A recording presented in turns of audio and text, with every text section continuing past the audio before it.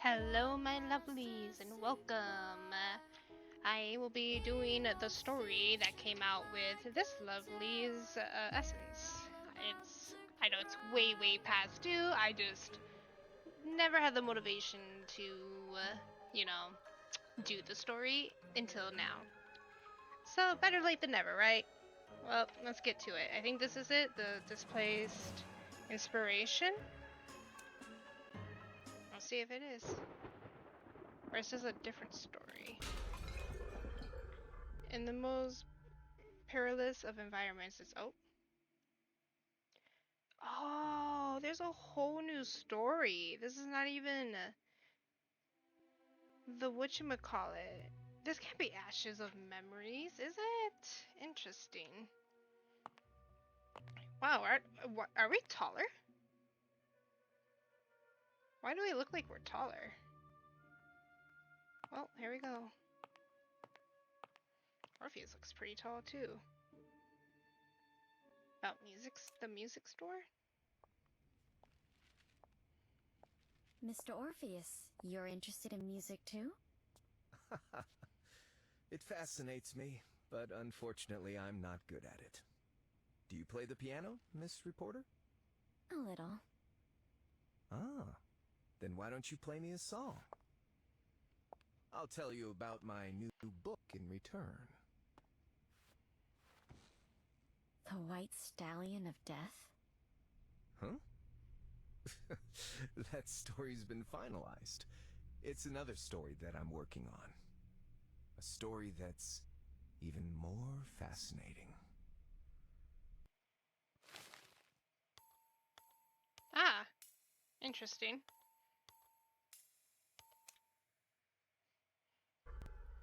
Metamorphosis.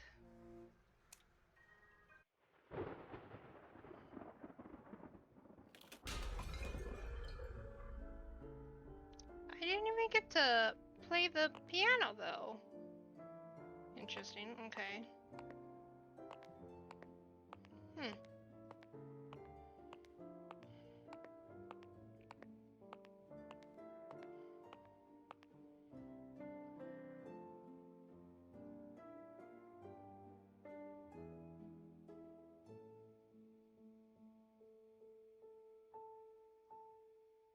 Miss, you don't look very well. Did something happen? I had a nightmare last night. But I don't quite remember what happened. Maybe you can look after these plants with me. They can help alleviate your mood. Of course. Please tell me what I have to do. Thank you so much. Appear here. After capturing it, the target will refresh. Find the target insects and click on them to capture. Okay. The game lasts 60 seconds. Try to catch as many insects as possible before time runs out. Catch at least 10 insects in each game to score points after the game ends. Try to locate the target insect.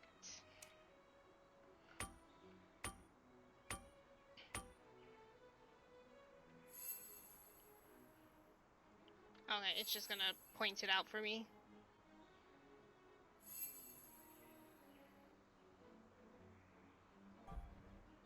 Oh, my bad.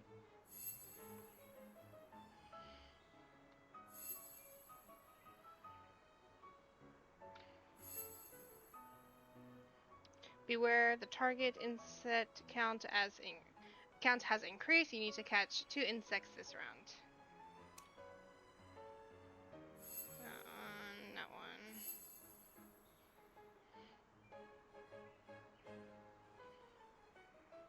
Oh, that one was sneaky.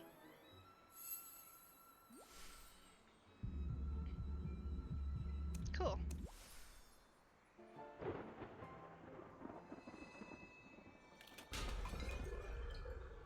I didn't get to do the secret, the prevailed. So I'm assuming we're gonna talk to Norton then.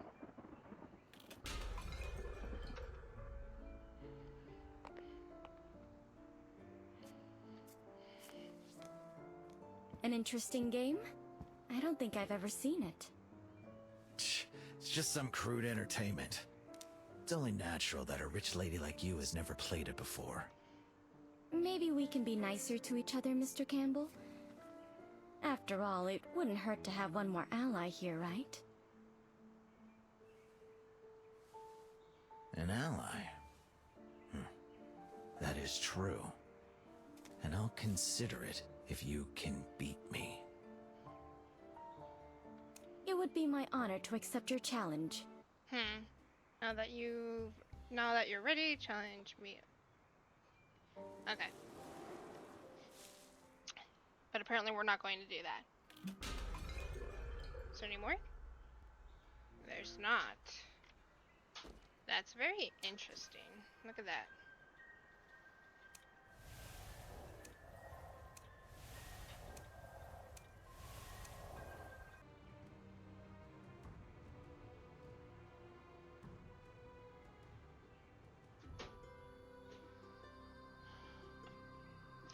Alright. Now we will be on to the story. Enlightenment Ritual. Here we go.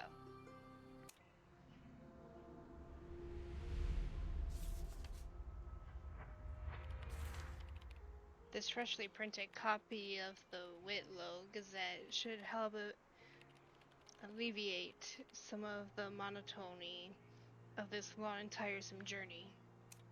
Whitlow has been rife with stories of late, with this eye-catching headline at the forefront. As always, these seasoned newspapers' editors know how to capture their readers' attention.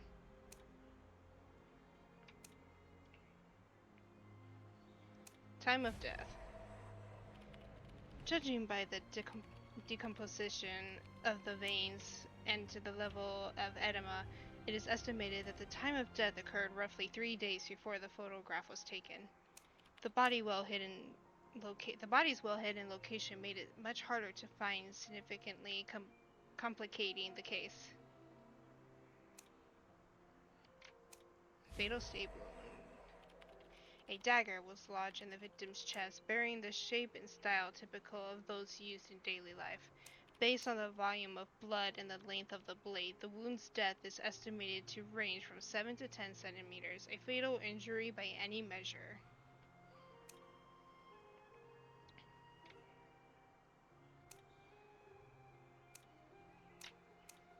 Fluorescent markings.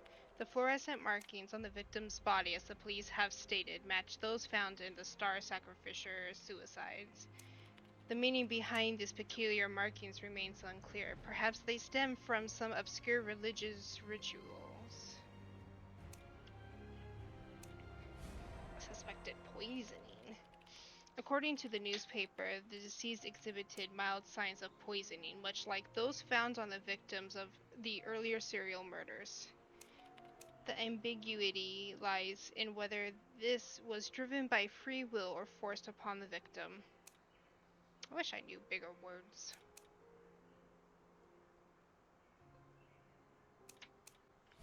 Disturbed undergrowth. The corpse was discovered in an isolated forest on the town's outskirts, a place where theoretically few would venture. Yet the undergrowth surrounding the body was disturbed and flattened, as if a struggle or conflict had taken place there. Shattered rain. These broken fragments in the corner, is it a rain? If I can reconstruct the complete design of the ring, it might reveal some vital information regarding the deceased's identity. Oh, we actually get to do it. Oh, it's a snake.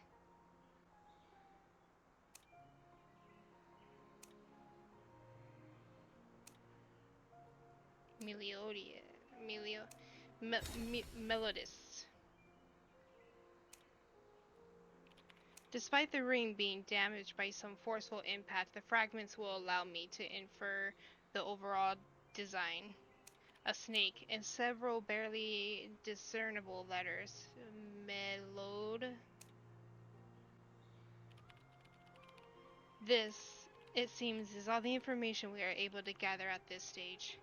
Amongst these clues, a pair of unmistakable contradictions emerge.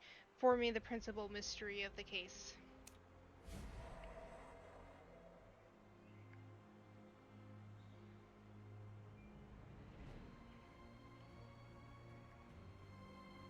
Fatal wound.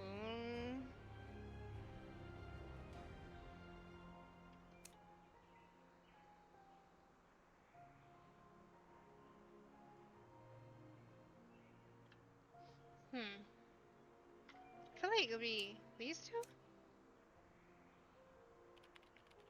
Because if he's been poisoned, why stab him?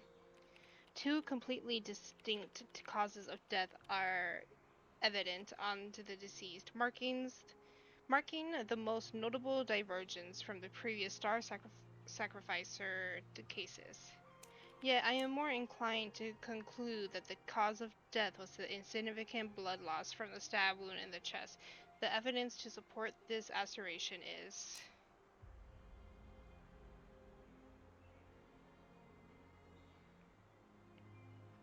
time of death? The time of death without a thorough forensic report does not yet provide the necessary conditions to infer the cause. It's either going to be, I feel like it's going to be disturbed undergrowth or markings, maybe.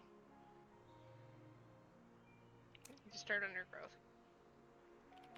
Indeed, the flattened undergrowth likely stems from the victim's attempt to avoid the deadly thrust of the blade, either through continued struggle or confrontation with the murderer. The killer then applied a fluorescent substance, arranging the scene to ensemble the star sacrificer cases, thus making it look like a suicide. With the loss of vital signs, blood flow ceased, and as a result, the evidence of poisoning was not as readily noticeable. These are the key dedications regarding the case, though there is one more important clue I cannot seem to disregard. The fluorescent markings? Nope. Shattered ring. The ring, marked with a surname Melodis, appears to be a symbol of family lineage. Was its shattering intentional or merely an accident? A sense of foreboding lingers. It appears the task entrusted to me by Mr. Benefactor grows increasingly complicated. Perhaps it would be wise to go over the case notes once more and recall the instructions Mr. Benefactor conferred upon me at the time. I can see Wax Artist's picture at the bottom there too. Oh, it's the ship. The hurried scribbles in my notes instantly remind me of that afternoon, heavy with the scent of the ocean. After stepping out of the dim room, I joined Mr. Benefactor on the deck. We breathed in the fresh sea breeze as he handed me a bundle of old yet neatly arranged newspapers. Each paper contained an article about the Star Sacrificer case, which he had assigned me to investigate. Mr. Benefactor, the Star Sacrificer you mentioned in your request, who are they exactly? A group of zealots,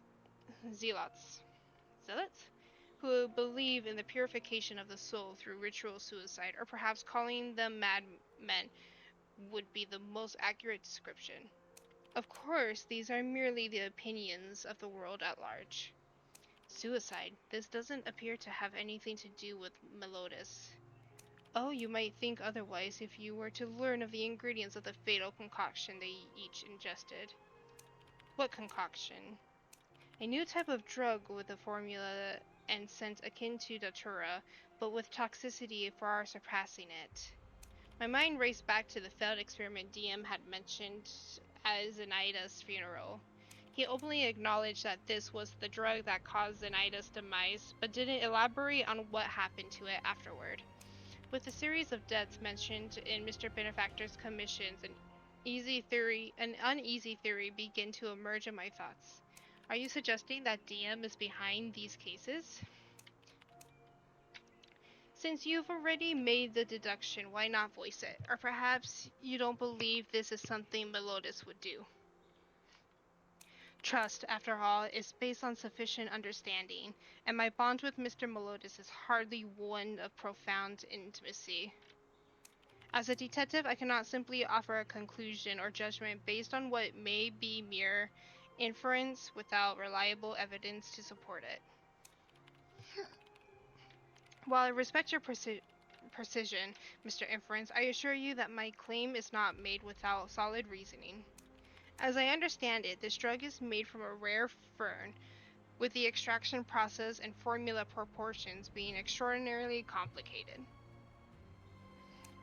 As things stand, no one but Melodis possesses the resources and drive to pursue drug research through relentless experimentation. Additionally, his research has progressed to the crucial final stage with success almost within reach. As much as I dislike admitting this advantage on his, it is a reality I have no choice but to confront. Mr. Benefactor's words held a certain underlying envy, and his tone unmistakably carried a note of scorn. It seems your true motivation in entrusting me with this case is not out of sympathy for the innocent dead, but rather a disrupt Melodis experiments. To my surprise, Mr. Benefactor responded with a faint, playful smile, nodding with quiet composure. Does it really matter? For you and me, it's essentially the same thing. These are merely different motivations for reaching the same goal. What's more, I know you will. You will not refuse me. Mr. Benefactor gently shook the blue vial in his hands, the unseen shackles he had made for me, binding me inescapably. According to Mr. Benefactor's information, the secret drug experiment has been ongoing intermittently for almost 3 years now. In 2 days, DM will visit a tower on the outskirts of Whitlow to attend a celestial divination ceremony hosted by a well-known astrologer. The location, referred to as the Black Storm, is the site of the final drug experiment. Given the suspicion surrounding the identity of the recent victim, I believe that only by going there personally will I be able to uncover the full truth. Chapter 1: Tower of the Dark Tempest. Oh, Jesus. The site of the divination ceremony was a shadowy and ancient tower situated several dozen miles from Whitlow. In the corner of the hall, an antique gramophone in tarnished brass hummed soft, calming melodies from its needlepoint. A few earlier arrivals, in pairs or small groups, passed the time with light-hearted conversations and games. Oh, Enchantress! Each soul, bound to the universe in its entirety, is steered by the starry heavens from the moment of its first breath, the stars above already pointing the way. And the astrolabe is a boundless tome of life, holding within it the secrets of one's gifts, selfhood, and the path that lies ahead. Student like young woman. The astrolabe? I cannot recall the professors ever mentioning a scholarly instrument of this sort. It is perhaps akin to a sailor's compass, relying on the forces of magnetism for direction. Well, they're not the same at all. The astrolabe is another term for a celestial chart used by astrologers to map the skies above us.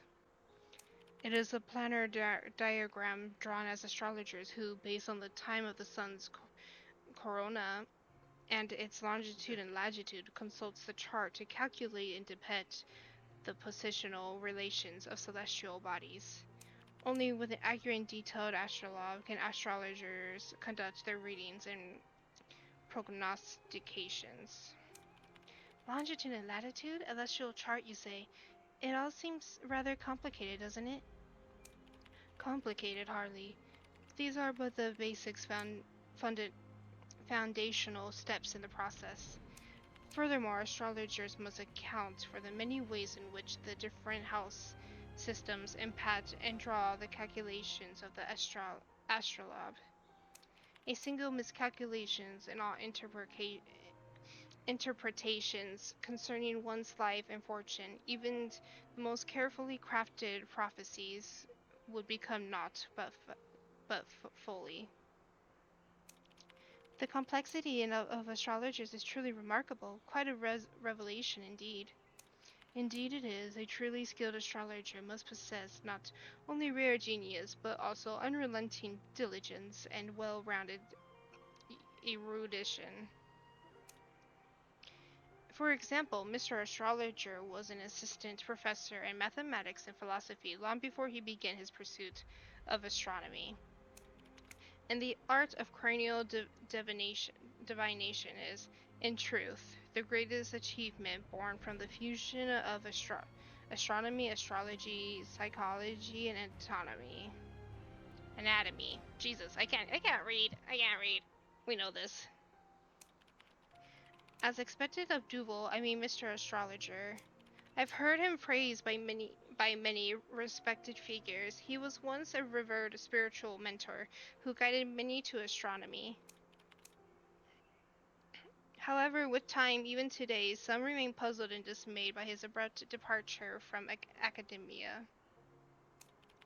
I cannot help but notice the hint of sorrow that crept upon the young lady's features, bringing their conversation to an almost imperceptible halt.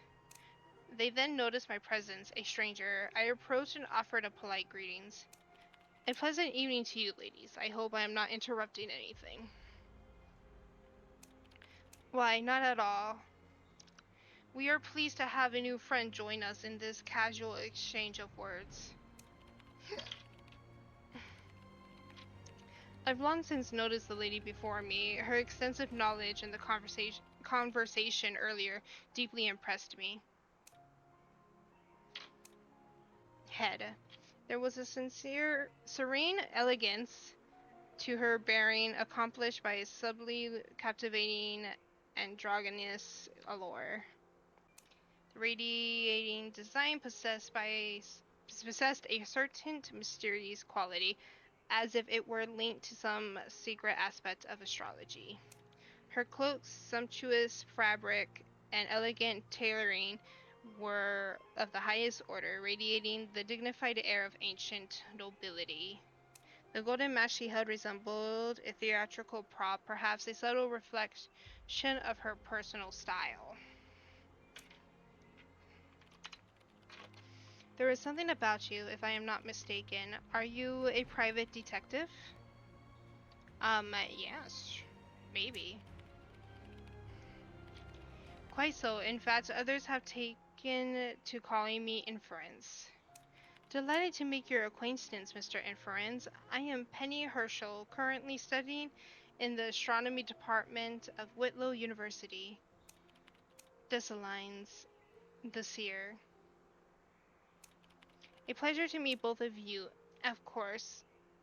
And, of course, this individual also.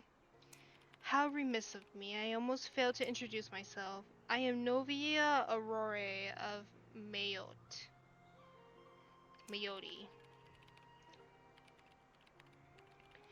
Though I had already harbored some curiosity regarding her identity, the mention of the surname Aurore still struck me with surprise. To my knowledge, the Aurore family is an esteemed lineage granted a noble title for its distinguished service, with strong and lasting ties to the political establishment. Mayotte's fame over the years can largely be attributed to two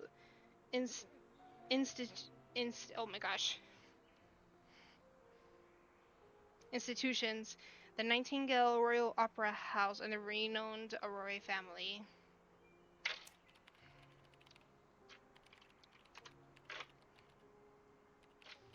Good evening, madam. May I be so bold as to address you as Lady Aurore?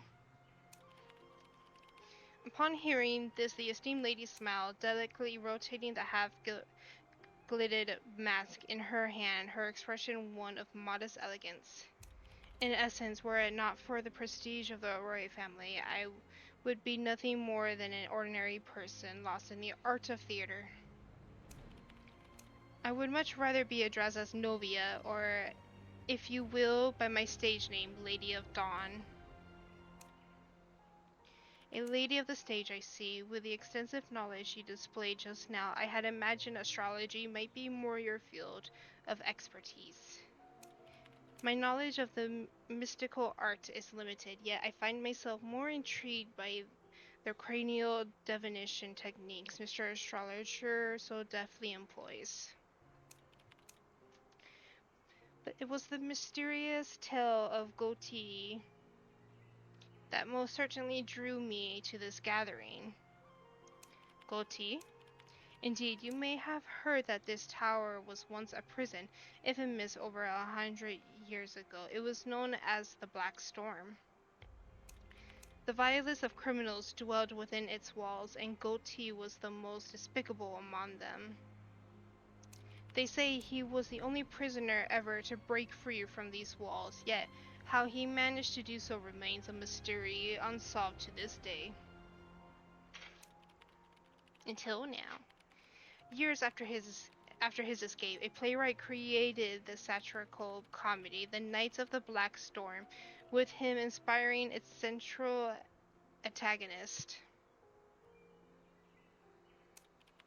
Despite having seen and even performed this classic play countless times, every script explains how the escape was achieved. However, the enigma of this figure and his strange past continue to stir within me an insatiable curiosity.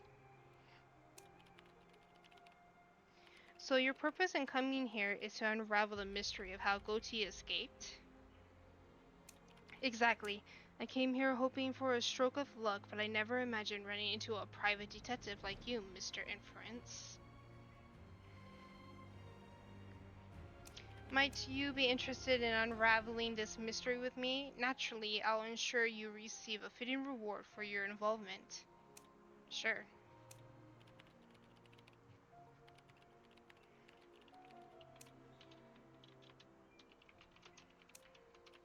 Oopsie, sorry.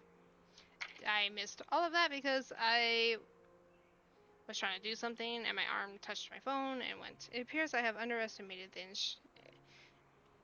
intrinsic depths of a detective's curiosity. Before I continue on, I will freeze whatever I missed so you guys can read it and go on. Perhaps we can finally solve this hidden mystery that has persisted for a century with your aid.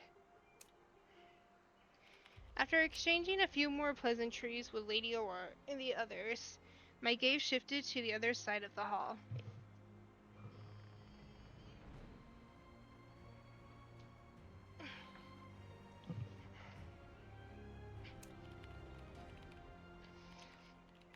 At the far side, a group of men were seated, their faces concentrated as they huddled around a card table, playing some intriguing game. Clearly, this card game had reached its critical deciding moment. Oh.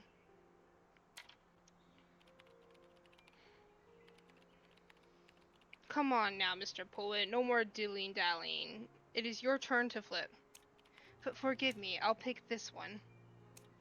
With a hint of melancholy, the poet delicately flipped the card closest to him, precisely the one that had, moments ago, made up a pair. Noticing the tide of victory turn in favor of his adversary, the young man wearing boxing gloves and a steely expression instantly clenched his fists. Things do not look good for Mr. Boxer. No, I can't let this stand. I must switch my bet. Allow me to make a change. Mr. Clerk wasn't to agree that there would be no turning back once a wager was made. The stout man in sheriff's attire, sitting in the center, placed a steady, forceful hand over the others, exuding a quiet strength. With his refined but frail nature, the poet edged out the boxer by 3 points, much to the latter's chagrin. Chagrin? Oh, this is the end of me, penniless at last. Wealth is but a fleeting thing. It can be won back. A man ought not to sigh over such trivialities. This is the last of the money I had left after my investments went sour. I was planning to recoup my losses, but it's all vanished. Alas, why does wealth always seem to slip through my fingers? How about another round? This time I'll show you I can get the bet right. Perhaps we should let this gentleman try his luck this round. He's a renowned detective, and I believe he'd be perfect for a game of wits like this. Have we met? I found myself scrutinizing the young man more closely. There are peculiar scabs on his head and neck. My name is Asaf, a wandering bard of sorts. Beyond music and poetry, I have a passion for gathering stories about famous individuals. I followed your work since the Golden Rose Theater case and have always hoped to write a biography about you. I've never imagined I'd meet you here. Ah, so this is the renowned detective. How delightful. I'm Sheriff Anderson, principal lawman of Whitlow, an honor to meet you.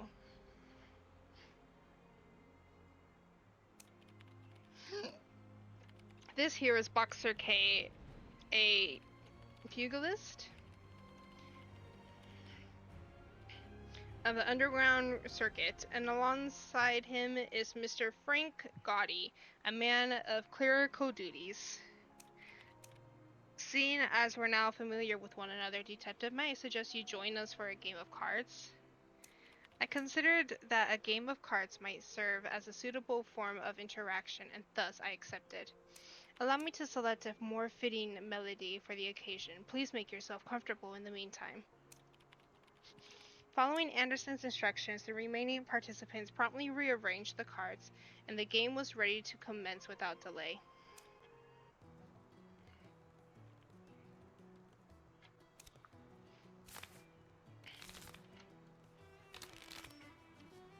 The ox head.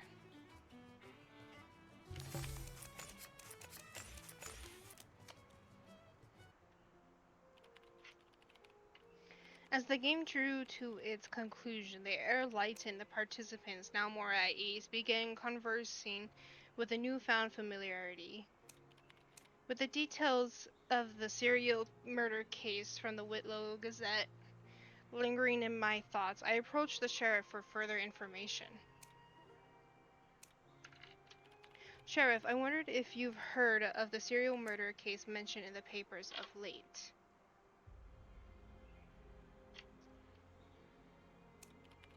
Of course, I presume this case has also piqued your interest, Detective? Indeed. Using the fragments of the ring found on the deceased, I've managed to form a pattern. I would appreciate your help in confirming a few things, Sheriff. This pattern and the inscription, Melodis?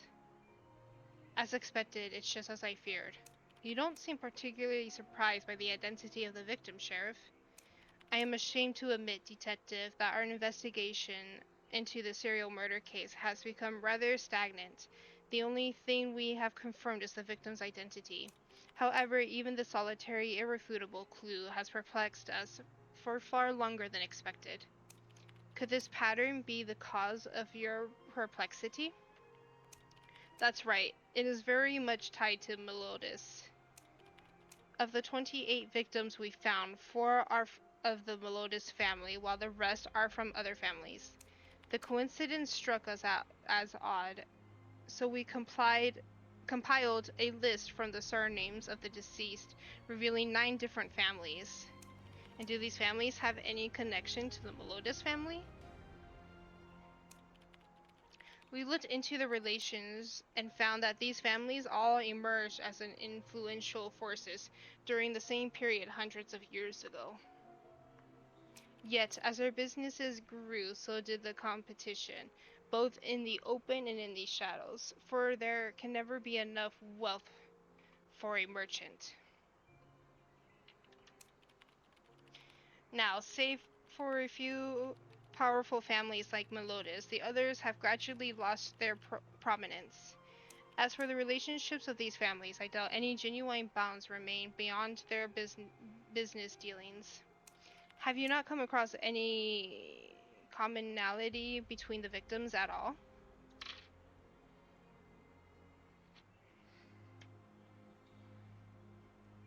Unfortunately, other than the similarities in the crime scenes and the manner of death, we have not discovered any more meaningful clues.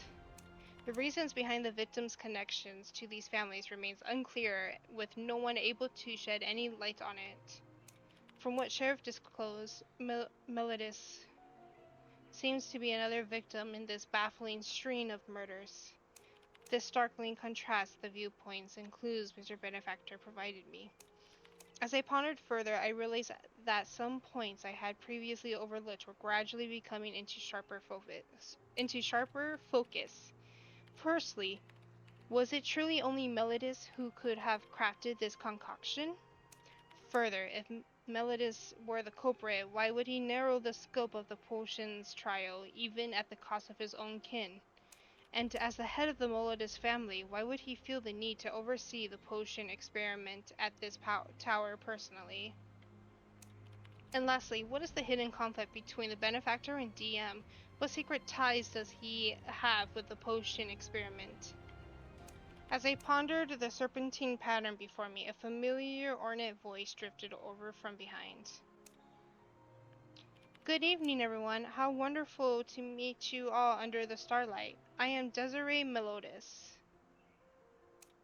Or Desire. As I turned to look at the figure in the center of the crowd, our eyes met, and I saw the elegant curve of his lips rise. Oh yeah, Desire. Desiree. Desiree Melodis. It's Mr. DM. It appears I'll be able to make new acquaintances and meet with old friends this fine night. Upon seeing me in the crowd, DM instantly began walking toward me, his familiar greeting tinged with curiosity and probing.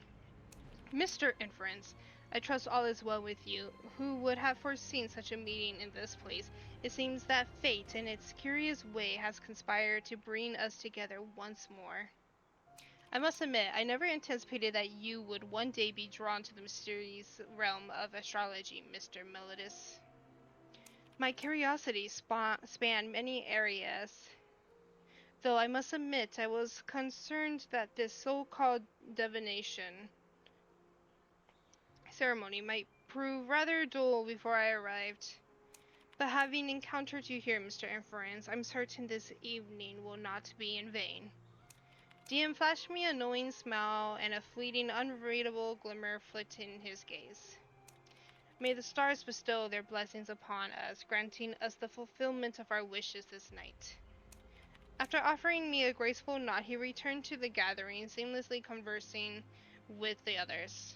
The entire scene unfolded with such ease and precision, leaving me to question the true nature of his intentions this evening. Mr. Inference? At that moment, another familiar voice reached my ears, compelling me to turn, and to my astonishment, I came face to face with two more familiar faces. Ah! I can't believe it's really you. Isaac and I were convinced we were mistaken. Isaac seemed ill at ease, merely offering a quiet nod to acknowledge my presence. Dr. Goodwin, what a pleasant surprise to find both of you here. While I had some theories as to why DM was here, the Goodwin couple's arrival was beyond my expectations. I've heard the astrologer's methods of cranial divination offers a cure for maladies of the mind, and so of course I brought my husband here, seeking a miracle amidst the hearsay. Oh, Mr. Isaac. No, not Isaac. Elsa mentioned that here I go by the name Tracing Light. It's quite alright, Isaac. Mr. Inference is a man of trust. There's no need to fear revealing personal matters in his presence. Forgive me, but Everlasting Dream and Tracing Light are merely aliases we adopt when dealing with strangers. Not everyone here is to be trusted after all. The Goodwin's prudence took me by surprise, but I nodded in understanding. So you too have come for the rumored cranial divination? Yes, we could find no other way. I believe you may have observed that my husband's faculties of speech and cognition differ from those of ordinary men. The cause lies in an illness he contracted some years back, an ailment that robbed him of his memory. I have sought every possible cure, but none have yielded significant results. Dr. Goodwin fell silent, yet the subtle melancholy in her gaze conveyed a deeper unspoken sorrow. Elsa, the person we've been looking for, he's arrived. The world around us seemed to fall silent. Isaac softly grasped Elsa's sleeve, silently urging her to turn. A figure of quiet elegance descended the stairs, his fire-hued astrological robe and the gleam of his crystal ball instantly capturing the attentions of all present. His presence was cold, an enigmatic allure, an intangible barrier that kept him just out of reach. Upon his shoulder, a graceful shadow lingered, akin to the sky of falling stars, its beauty so ethereal that it felt like a fleeting mirage. A circular pendant rested on his chest, like an eye that could peer into every fabric of fate and what was yet to be. A crystal ball, its surface well kept but showing signs of use, spoke to its importance and the care with which it had been preserved. With serene composure, the astrologer halted before the assembly, uttering a prayer with a calm and sacred cadence. Starlight is the origin of all existence and the final refuge for the heartless. I cannot read. Final refuge for the restless heart. May the divine wisdom of Celestial Divine descend upon us tonight, enlightening our souls and guiding our journey. Praise be the stars. Good evening. I am Auburn Duval, an astrologer. It is with great thanks that I welcome you all after enduring such a long journey to be here with me.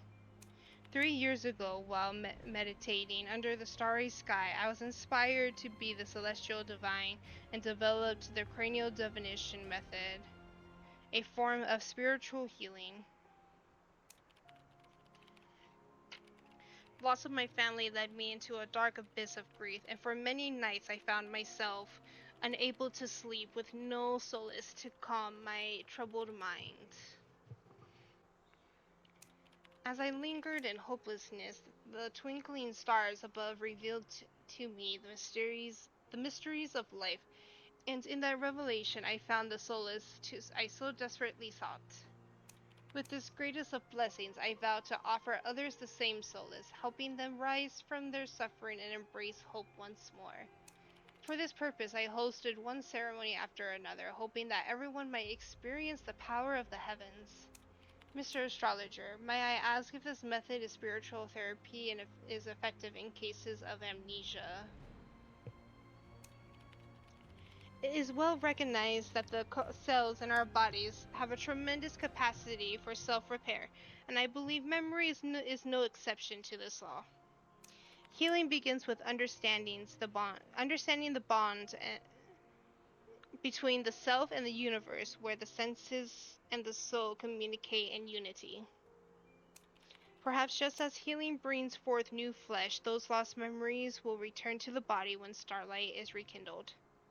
To help you better attune to the starlight, I have purposely reshaped this space into a place for celestial guidance, structured according to the alignment of the sun, the moon, and the stars. I believe the Enlightenment ritual I intend to perform here may prove to be of great benefit in treating this gentleman's amnesia. If you cast your eyes upon the map of this tower, you will naturally come to understand the mystery it holds. From what I could tell, the tower comprised 10 floors. I myself had been on the first floor, likely the area designated for receiving guests. A terrace at the top of the tower looked like one astrologer used for stargazing and divination.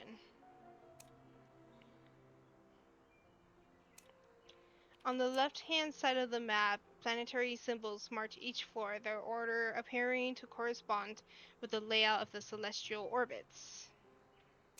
However, the 10th floor bore no planetary symbol, a point which caught my attention. I believe each of you has identified The floor linked to your own star. The map's symbols represent 8 celestial bodies in total. You are welcome to move about the floors and rooms marked with planetary symbols at your leisure. I would advise against approaching the unmarked 10th floor and the basement, which is not indicated on the map. Why is that? They certainly don't sound all that ominous. The basement holds electrical systems and a clutter of discarded items, thus rendering it a site ripe with potential hazards. I must advise against exploring it. The 10th floor, in truth, is a forbidden zone. It is a place not to be approached. Not to be approached? Mr. Astrologer, what secrets does this floor hold? As you can see, each floor is guarded by a fatal celestial body, but the planet governing the 10th floor is quite unusual. Decades ago, a certain astronomer, after much calculations, foretold the presence of an enigmatic planet X beyond Neptune. The planet's movements remain mysterious, with no trace still uncovered. For this reason, it is often called the planet of the underworld. The orbit of this planet aligns with the 10th floor of the tower. Rumors say bizarre and inexplicable events have occurred here through the ages. For your own protection, I am compelled to keep this floor closed to all of you. I ask you all to temper your curiosity, for this nameless planet's power may affect tonight's ritual proceedings.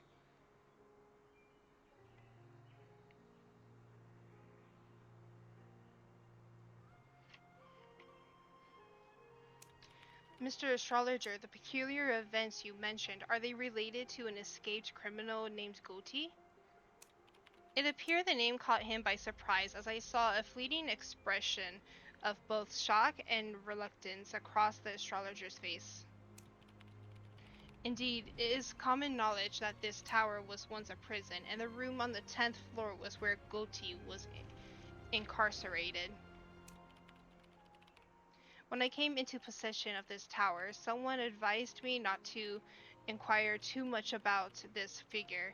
Today, I pass along that same advice to all of you. With a brief but clear gesture, the astrologer signaled for us to suppress our curiosity before guiding us to a wall in the hall.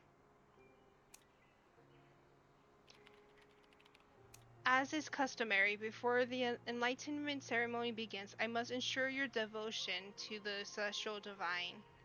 Blessed by the Celestial Divine, this stone is known as the Stone of Truth.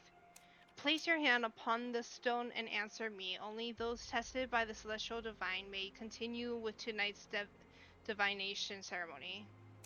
So, who will be the first to face tonight's trial? Curse of the Sacred Words. Sacred Words. The qualification assessment, that's hardly a phrase in it. I silently observed the others, and as expected, none were willing to be the first to take the plunge. Perhaps it would be wise to listen to the opinions of these true believers before deciding. A trial of truth? Is this some new divination technique Mr. Astrologer has devised? I should probably watch first. The key to the celestial divination practice may very well lie in these subtle details. On the other hand, I don't have a strong desire to ask like the others, so I don't much care whether I go first or last. The best course of action is to let nature take its course, wouldn't you agree? Ugh, I never even heard of a trial of truth before the ritual. I hate it when things get so complicated. Then again, if this ritual eases my financial problems, it's a small price to pay. Why is he even here? Anyway, I plan to observe the others first. It's the most prudent choice, I'd say. A trial of truth. I only came here to find a remedy for my gammy leg. I've certainly got nothing to hide. But for those with ulterior motives, this trial may give them pause or even make them want to avoid it entirely. I beg your pardon, as a sheriff's suspicion is second nature to me, but I trust that you've all come here with sincere intentions. It's a boxer's rule of survival in it. Strike first and seize the opportunity. No one ever wins by letting fear or hesitation take the lead. I've been slugging it out in the underground rings for years now, and I'm fed up with having to win respect through my knuckles. If no one else is brave enough to take the first trial, I'll step up. Amidst the silent exchange of glances, a figure, frail and unexpected, stepped forward. I'd like to try. There is no cause for concern. Place your hand upon the stone of truth and answer the 2 following questions. All right. What is it that brings you here to partake in this sacred divination ritual? What is your deepest desire? I've come to ask for the celestial divine's blessings, hoping that through the gift of wisdom, I may succeed in my future studies.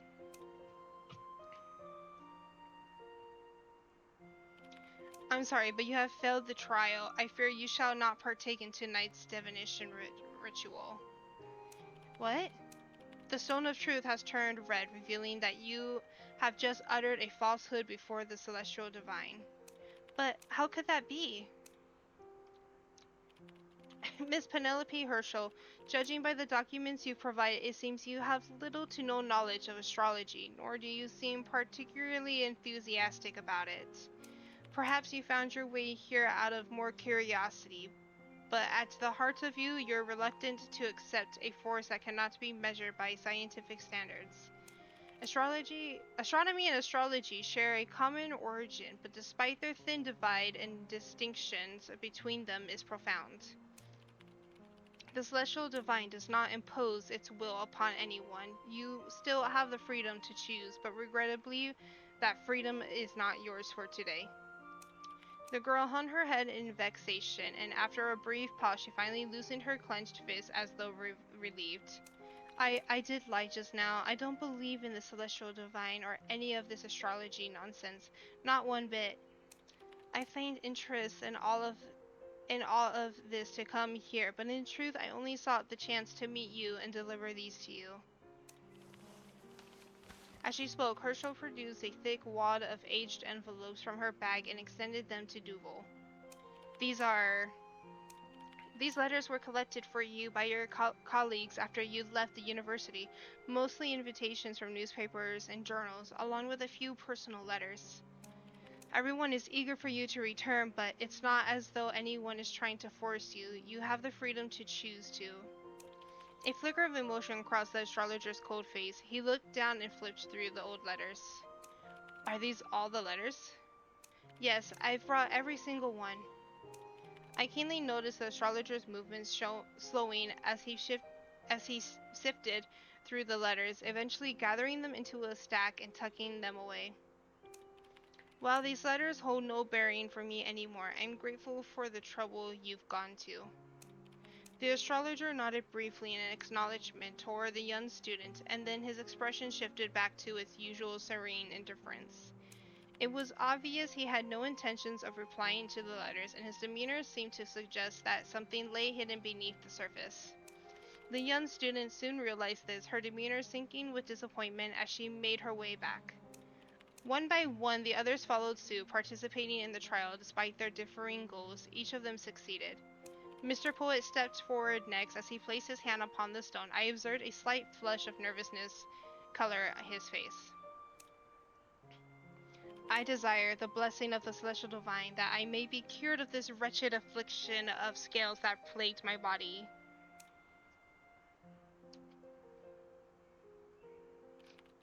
As the stone of truth took on a faint and distinct red hue, his trembling voice paused momentarily, then became firmer with resolve. I have come here also to meet someone, a friend and mentor, who is incredibly important to me. That is the reason I stand before you. The stone of truth lingered at the brink of turning red, and I couldn't help but wonder what its judgment would be this time. The astrologer observed the fragile, melancholic young man before him, wavering in silence for a few moments before speaking, his face turning to its usual composed state. The celestial divine has acknowledged your sincerity. You are now free to retire. Here is the key to your room. I had only now realized that of all the people present, I was left alone with the overly modest Mr. Melodis.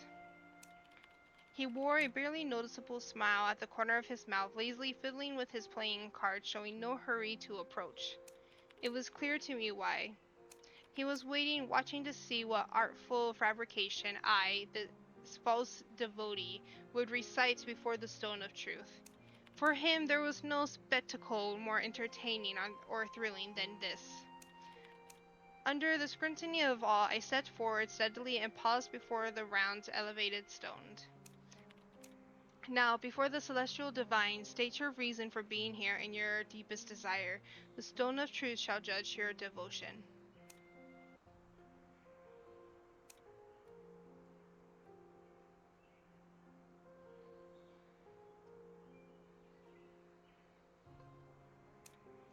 I'm here to search for clues in a serial murder case with the intentions of identifying the culprit before I leave. As soon as the words left my mouth, I felt the atmosphere around me turn eerie and still. From a distance, Melodis arched an eyebrow and glanced at me, evidently taken aback by my candor. Ignoring his stare, I looked briefly at the unchanged stone of truth, then casually took the room key and made my way back. What an intriguing and mysterious test. It seems I am the final subject this evening. With a refined gesture, DM smoothed his attire before slowly walking over to the stone of truth and placing his hand on it. I humbly asked the celestial divine and their eternal grace to bestow upon me infinite wealth and everlasting youth. Praise the celestial divine. The astrologer frowned and turning his attention toward the nonchalant noble youth, his expression tinged with disdain. Infinity is too vague and insubstantial notion. Without limits of boundaries, genuine fulfillment can never be attained. Insubstantial. Mr. Willis, I implore you to express a more detailed and tangible goal to the celestial divine. With unwavering faith, I believe your wish will come true. My wish will come true? With a mischievous chuckle, DM glanced at the round stone on the wall, his finger grazing its surface as he gently touched it.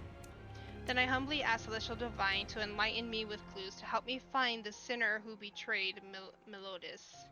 Who has betrayed Melodis? A sinner? Could the person DM spoke of be involved in the serial murder case? I maintained a calm demeanor as I observed him, silently trying to determine how much truth his words held. As I stood there, I could hear the others whispering among themselves, their interest in the identity of the betrayer palpable. The Celestial Divine, Mr. Melodis, has their own arrangement for all things.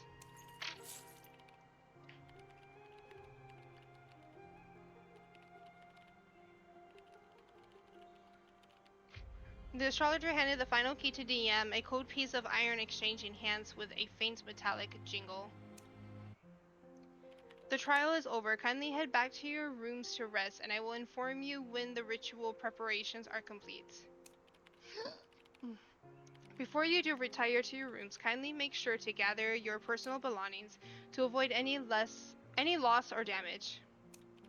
Mr. Astrologist, might I set this photograph here? I understand you have a fondness for music, and this is a small token I prepared as a gift for our first encounter. My apologies, but I do not accept gifts from guests. I would appreciate if you would take it with you when you leave.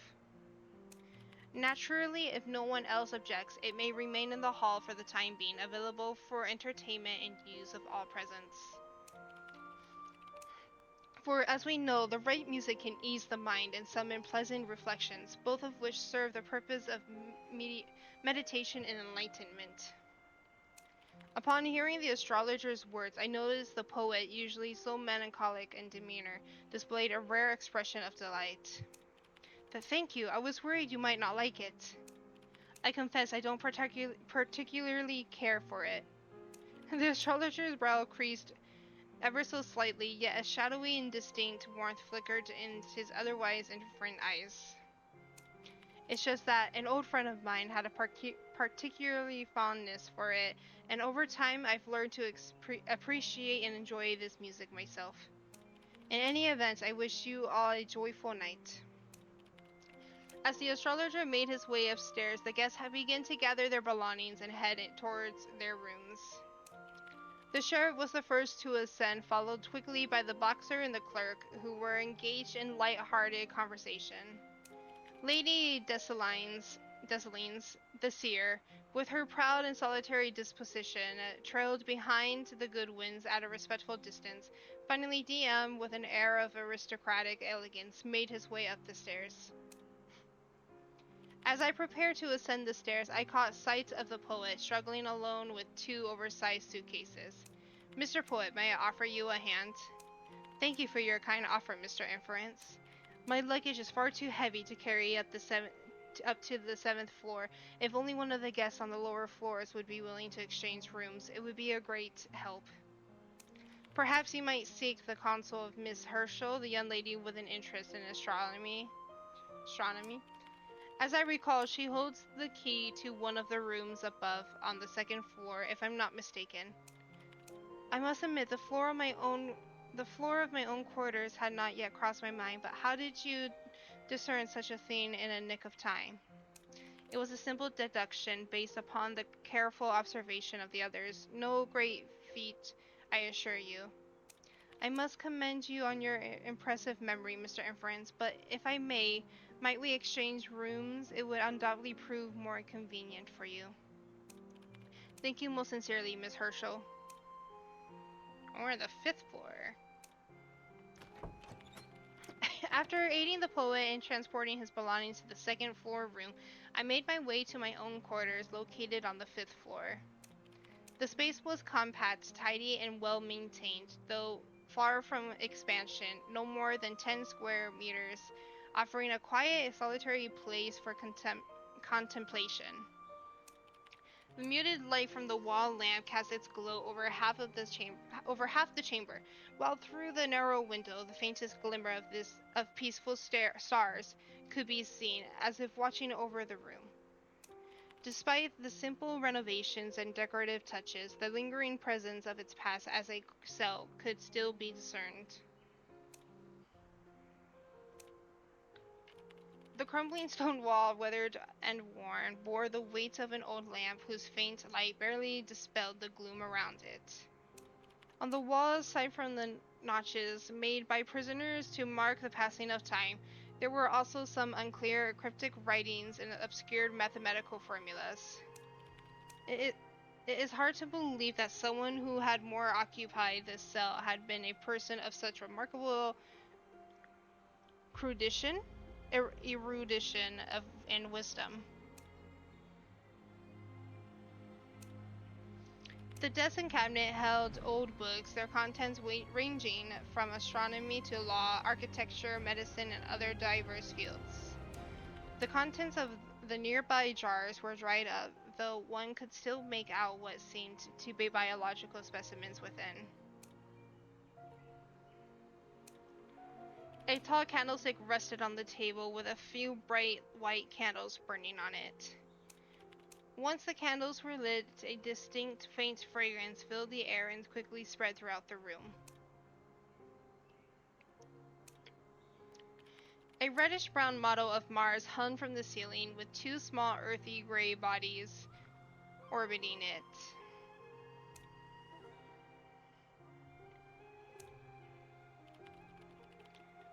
The narrow window appeared to be sealed shut, and despite all attempts, it could not be opened from within.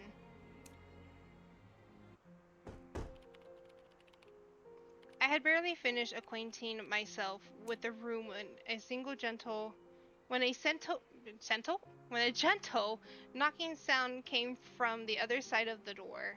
I don't know where I got single from. Good evening, Mr. Inference. I hope our sudden arrival has not disturbed you. What brings you both here? With the crowd downstairs earlier and time being so tight, we haven't had the chance to converse properly. Isaac, however, found this a most fitting moment to venture out for a walk. Elsa, this place, it carries that same smell. Yes, it appears so, Isaac. If the scent continues to trouble you, perhaps you might linger near the door for a spell. I'd like to converse with you for a moment. With you for but a few moments, Mr. Inference. It will not take long. Isaac gave a curt nod and left the room, while Elsa, her expression filled with regret, offered her explanation. I do apologize. The sconces in our room are hopelessly dim, and it seems lighting the candelabra is the only remedy. My husband is rather susceptible to those aromatic candles. I did not expect that even after changing rooms, we would still be troubled by such a thing. There is no cause for concern. Each person's constitution reacts differently to odors, a fact I fully comprehend. Isaac, I must admit, is rather unlike most ordinary men in all respects, especially with regard to his amnesia. In the face of such an uncommon affliction, I find myself filled with both intrigue and a measure of concern. When, may I ask, did Mr. Goodwin begin to exhibit such symptoms? Dr. Goodwin turned her gaze to the door, sighing softly, her voice low tinged with a quieter, most secretive tone. The unfortunate truth is that no one can say when it first began, least of all Isaac himself. The benevolent coachman found him abandoned by the roadside, and by the time he reached the hospital, he had no recollection of anything whatsoever. In my efforts to help him rebuild his life, I also searched for any sign of his friends or family, but alas, my search yielded no results. In time, our feelings for one another grew, and we were wed. I then took up a position at a more peaceful children's hospital. I had naively believed that all would mend with time, yet I discovered that periodically the same dreadful nightmare continued to torment him. A nightmare? Yes, every time he succumbed to that nightmare, his body would convulse in the most frantic manner, his face would become taut, and he would dabble incomprehensibly. It was in that instant that I came to understand the true suffering caused by his amnesia. It was not simply the loss of his memories, but a deeper, more insidious wound. Thus, I resolved to find a cure for him by any means necessary, if only to spare him from the torment of those dreadful nightmares. Elsa. Isaac's quiet voice called from the other side of the door. For him, this brief moment of waiting in solitude may have stretched far beyond what he could endure. I must be on my way. I sincerely hope our visit has not been too much of an imposition on you. Once the Goodwins had taken their leave, I planned to retrieve my pipe and resume my musing on the case, yet to my astonishment it had vanished. As I searched for my missing pipe, a series of deliberate knocks echoed from beyond the door once more. Detective, it seems that I have inadvertently disturbed your rest. My deepest apologies. Advertently.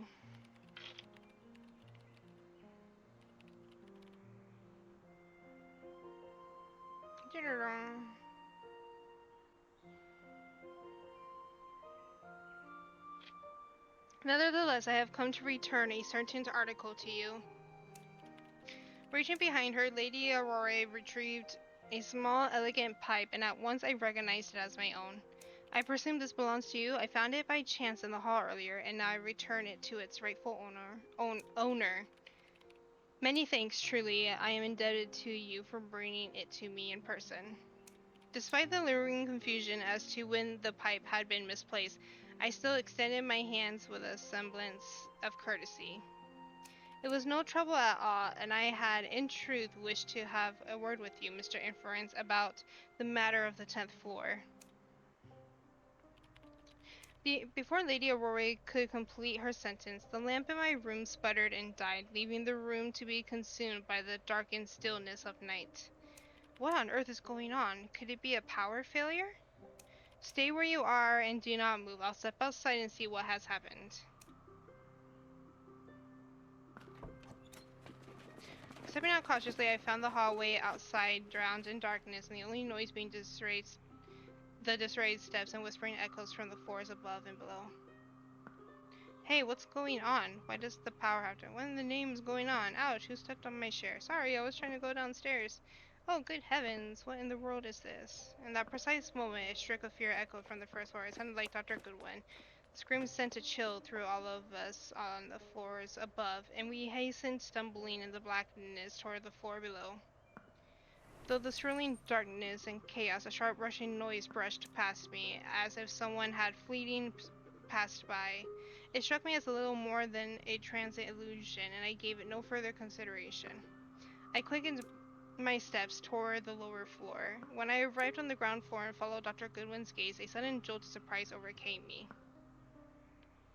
Liar dies. Under the waning firelight, two words begin to glow with a ghastly phosphorescent light upon the ancient wall where the stone of truth had been placed. Liar dies. Moments later, the power in the tower was restored, the oppressive darkness lifted, as the world gradually transitioned from shadows to light. The two fluorescent words that had been so painfully conspicuous in the darkness were now barely visible under the bright light. Though the glowing letters had vanished, the curse they carried remained, an insidious shadow in the minds of all who had seen them. I saw the sheriff step out of the basement, as it had been he who, without hesitation, had gone to mend the electrical fault when it had first occurred. Seems it was just a short circuit caused by old wiring here, folks. Everything should be just fine. Now, I've replaced the old cables.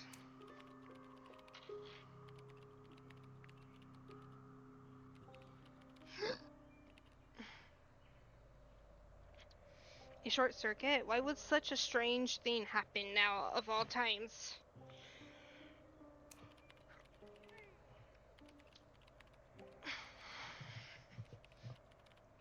This tower has stood for over a century and compounded by years of decay. It is only reasonable to presume that the wiring has succumbed to the ravages of time.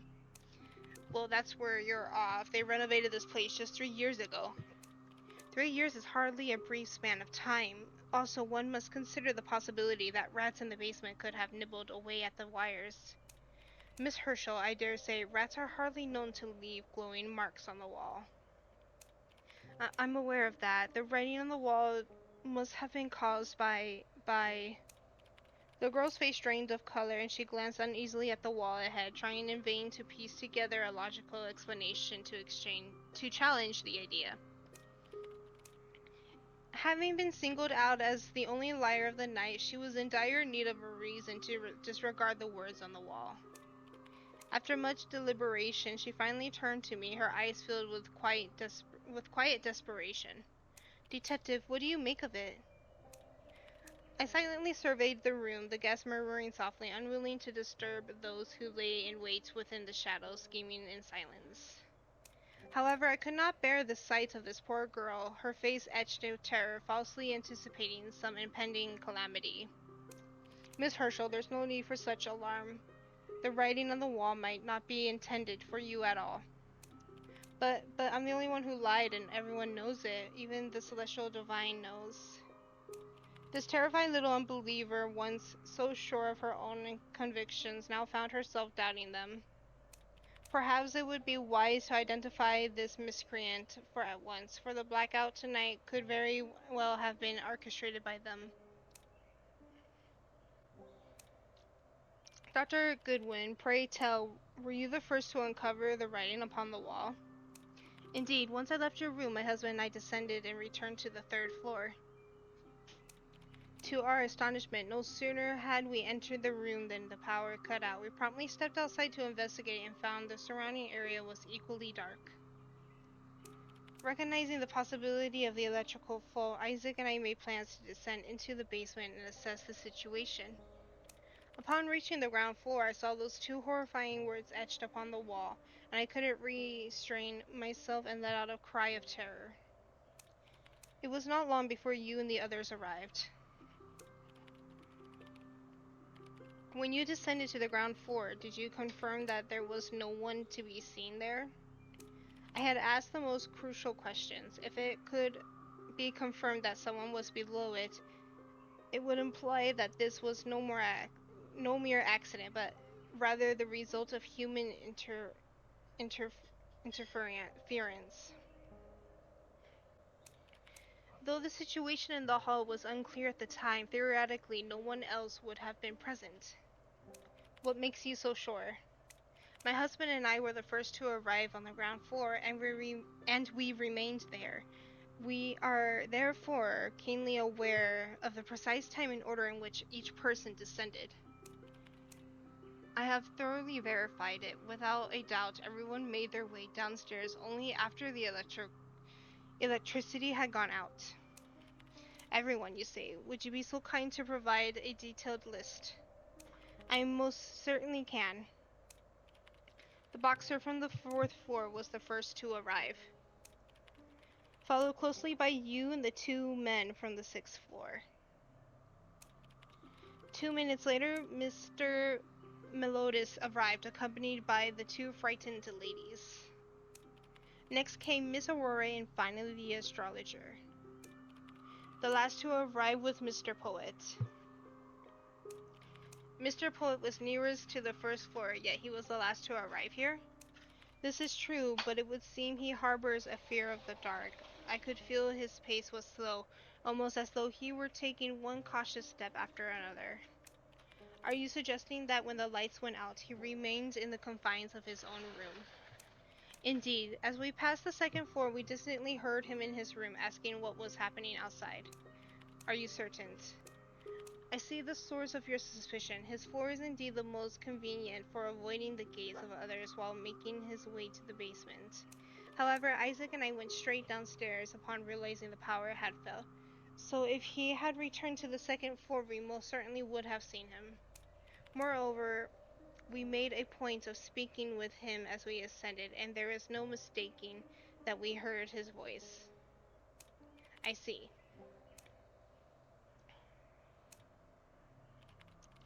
Mr. Poet, being so close to the 1st floor, did you happen to observe anything strange before or after the blackout? After you escorted me back to my room, I preoccupied myself with reading. There was little to no note until the power went out quite suddenly. Soon after, I heard the Goodwins descending, and I asked them from within my room what had occurred outside. As Miss Dr. Goodwin replied, the commotion outside intensified, and I distinctly heard her cry from the lower floor. It is true that I am afraid of the dark, thus I refrained from leaving my room, and then I heard you and the others coming down the stairs. Roughly 10 minutes later, and I made my way downstairs, where I discovered everyone in conversation about the peculiar symbols on the wall. When Mr. Poet spoke, I observed his breath was somewhat labored, and his forehead bore a thin sheen of sweat. I wonder, what has caused you to perspire so? Is your 2nd floor room particularly warm? No, it's not that. It's just that I suffer from night blindness, and when the power went out, I became quite anxious in the dark, hence the perspiration. I see. In that case, if you stayed in your room, you must have heard the others descending the stairs, yes? Yes, following the Goodwin's descent, the boxer wasted no time in stepping out to survey the situation himself. Following that, it was you, Sheriff, and the clerk, and then Mr. Melodis and the two ladies. And finally, it was Lady Aurora. Very well, thank you for the information. My goodness, I forgot that these stories are super long.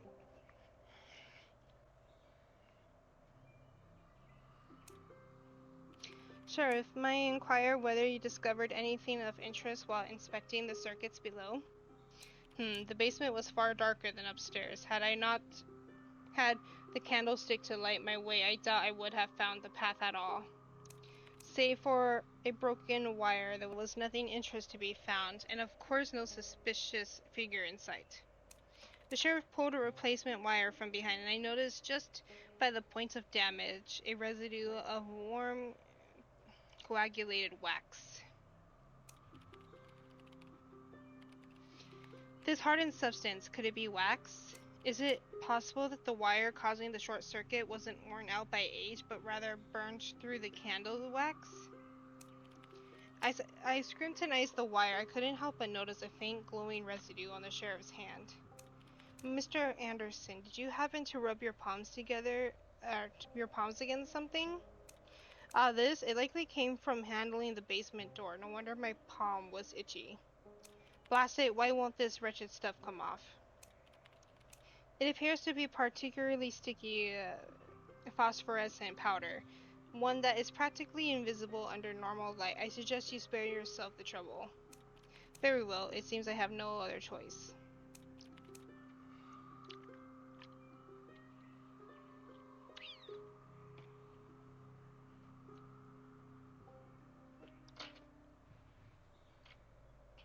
Following these exchanges, a vague suspicion began to take shape in my mind, two truths regarding the blackout tonight.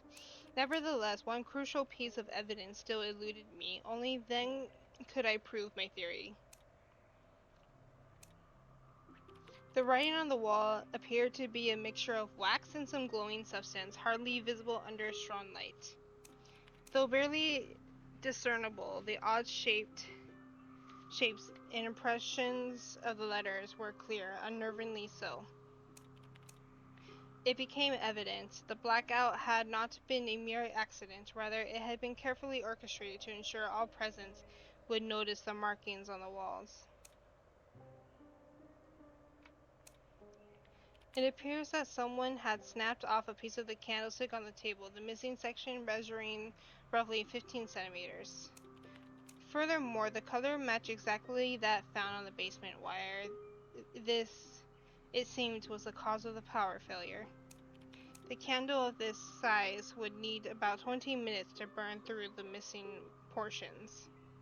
20 minutes ago, around the time of the trial of truth concluded, and everyone made their way upstairs. Therefore, the last person to ascend the stairs tonight must be the one responsible for the blackout.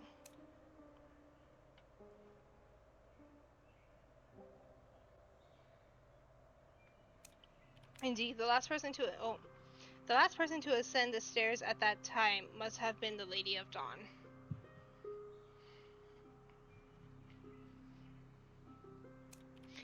The time had come to resume my interrupted conversation with this elegant yet shrewd lady in the corner.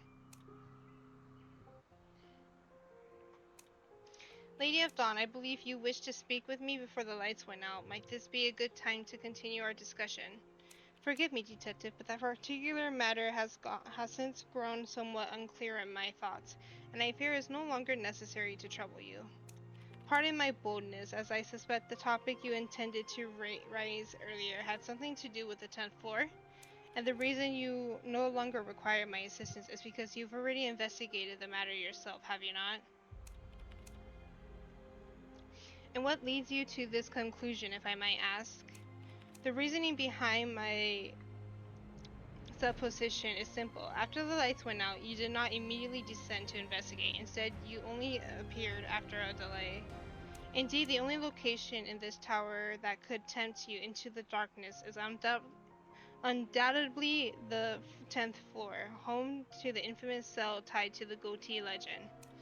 I must admit, the allure of that mysterious room did intrigue me, but I dare say scrutinizing the lady's conduct may be deemed somewhat improper.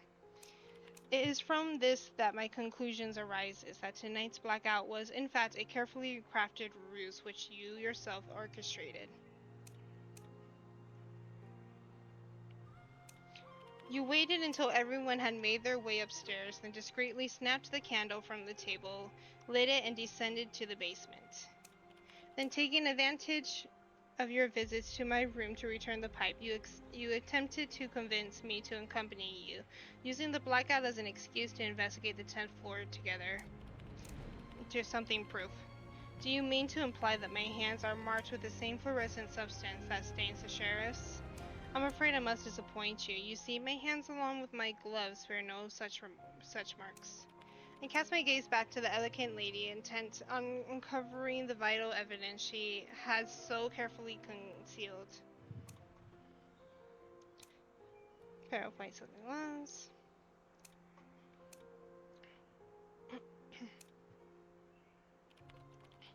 Lady Dawn, I fear these gloves have already betrayed your deceit.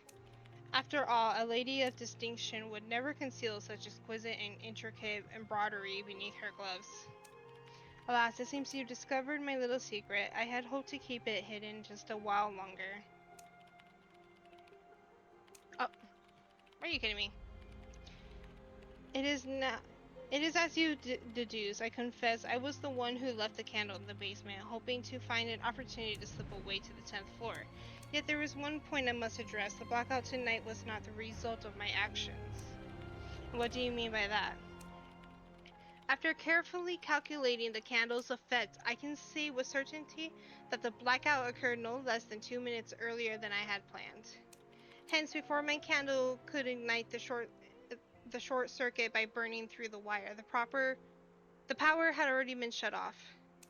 You must believe me when I say that my original plan, so meticulously crafted, allowed me enough time to persuade you with just the right rhetoric. Are you suggesting then that tonight's blackout was the work of another and the cryptic writing on the wall? Naturally, that had nothing to do with me. You see, my only intentions was to persuade you to investigate the infamous mysterious cell. There was no need to frighten the others with those cursed words. The Lady of Dawn's words set my mind racing, and the true culprit behind the blackout remained elusive. But who could it be, and why leave behind such an unsettling curse, a truly peculiar mystery?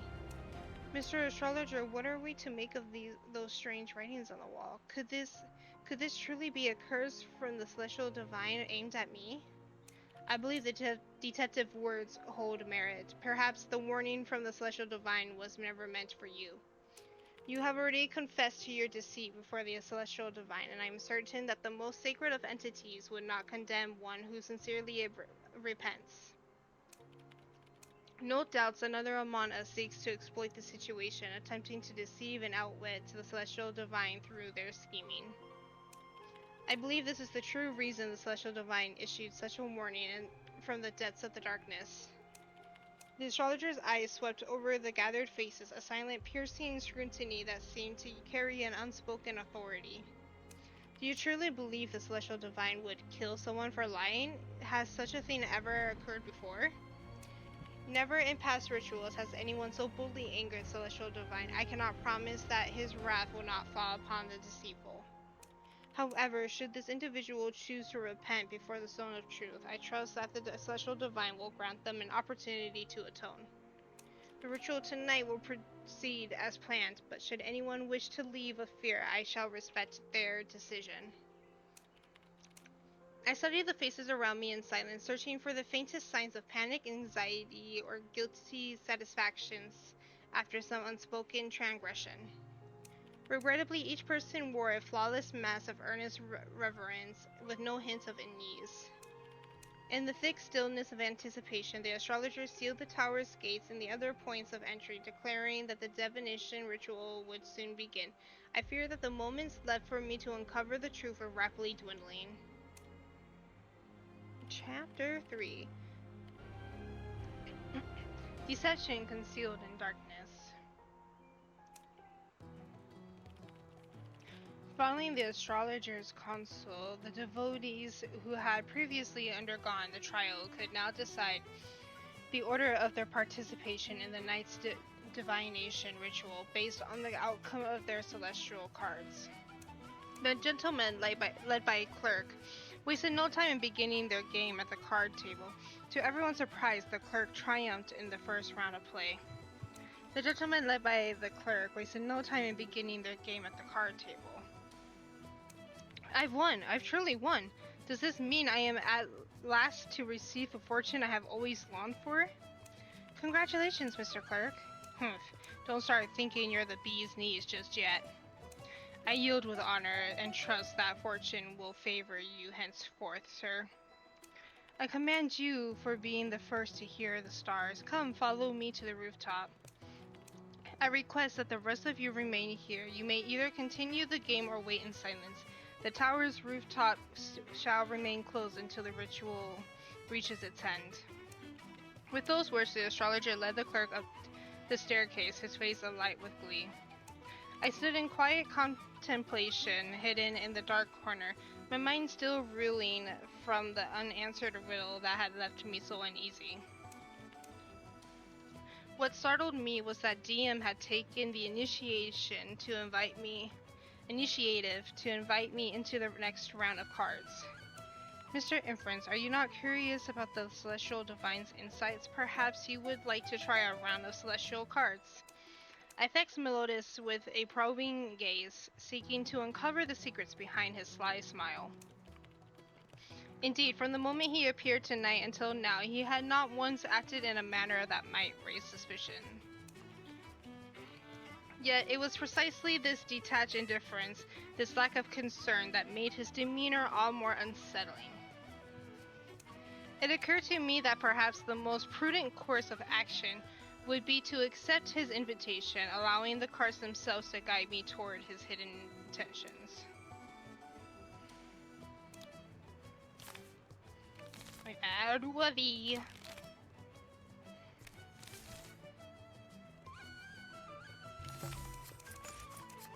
Gosh darn it.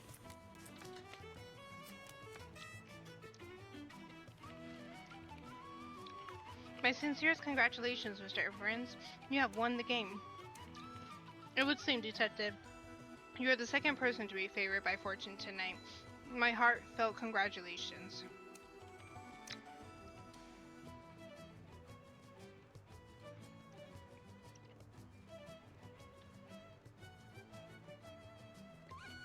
It may well be that this game's outcome has determined by divine providence. I sincerely wish you success in the ritual this evening, Mr. Inference.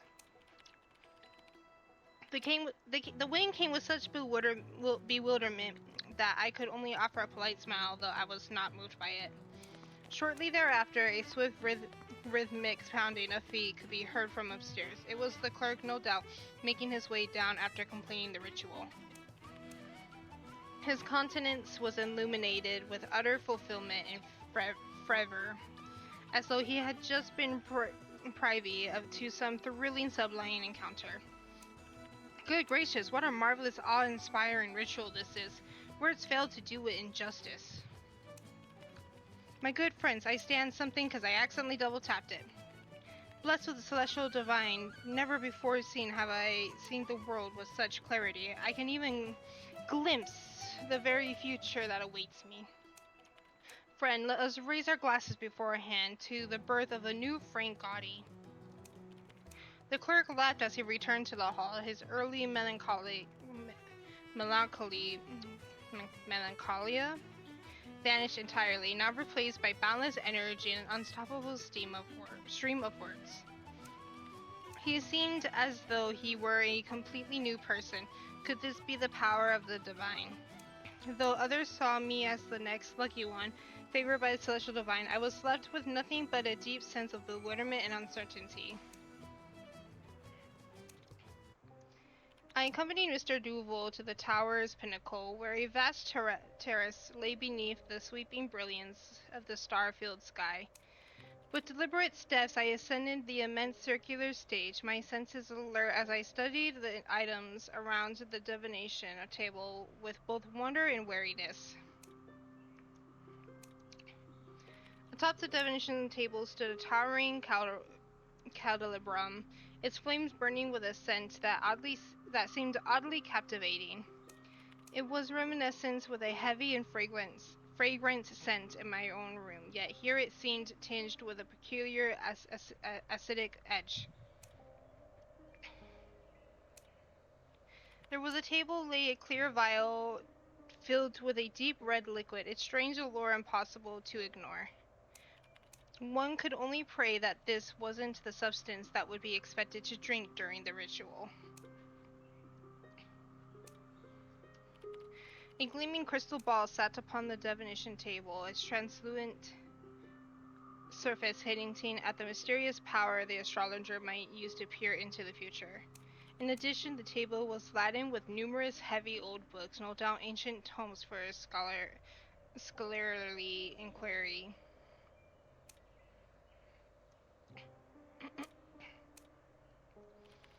The table was surrounded by 4 bizarre stones, each of a distant color, their faint glow flickering soft in the starlight. It made me think of the evidence the sheriff had discovered. There seemed to be an eerie connection between the two. Mr. Astrologer, I must admit I'm intrigued. What purpose do these glowing stones serve?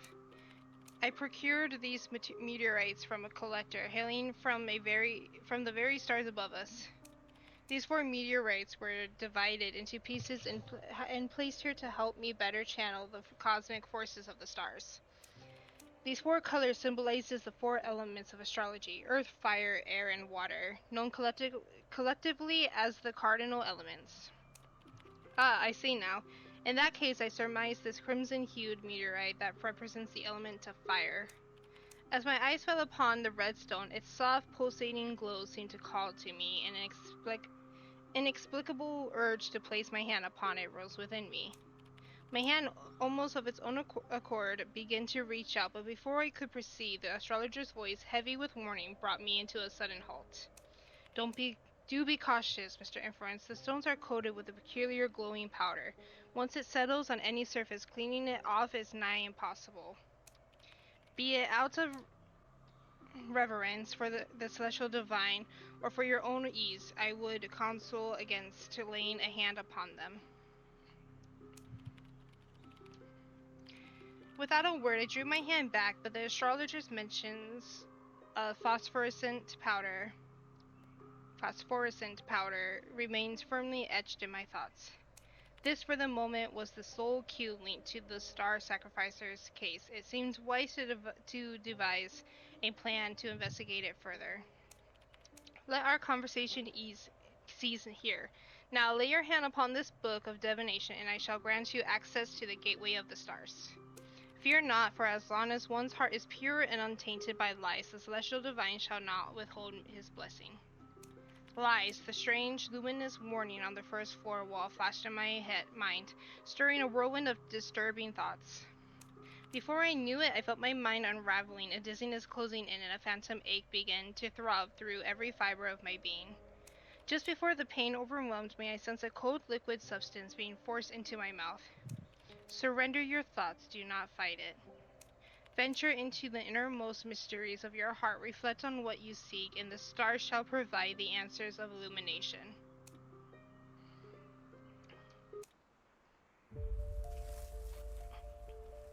Memory is a winding maze, filled with countless unsolved mysteries. What is the answer you truly seek from this puzzle? I seek the truth, hidden beneath the lies. The true culprit behind a great tragedy. Yours appears to be a journey fraught with trials.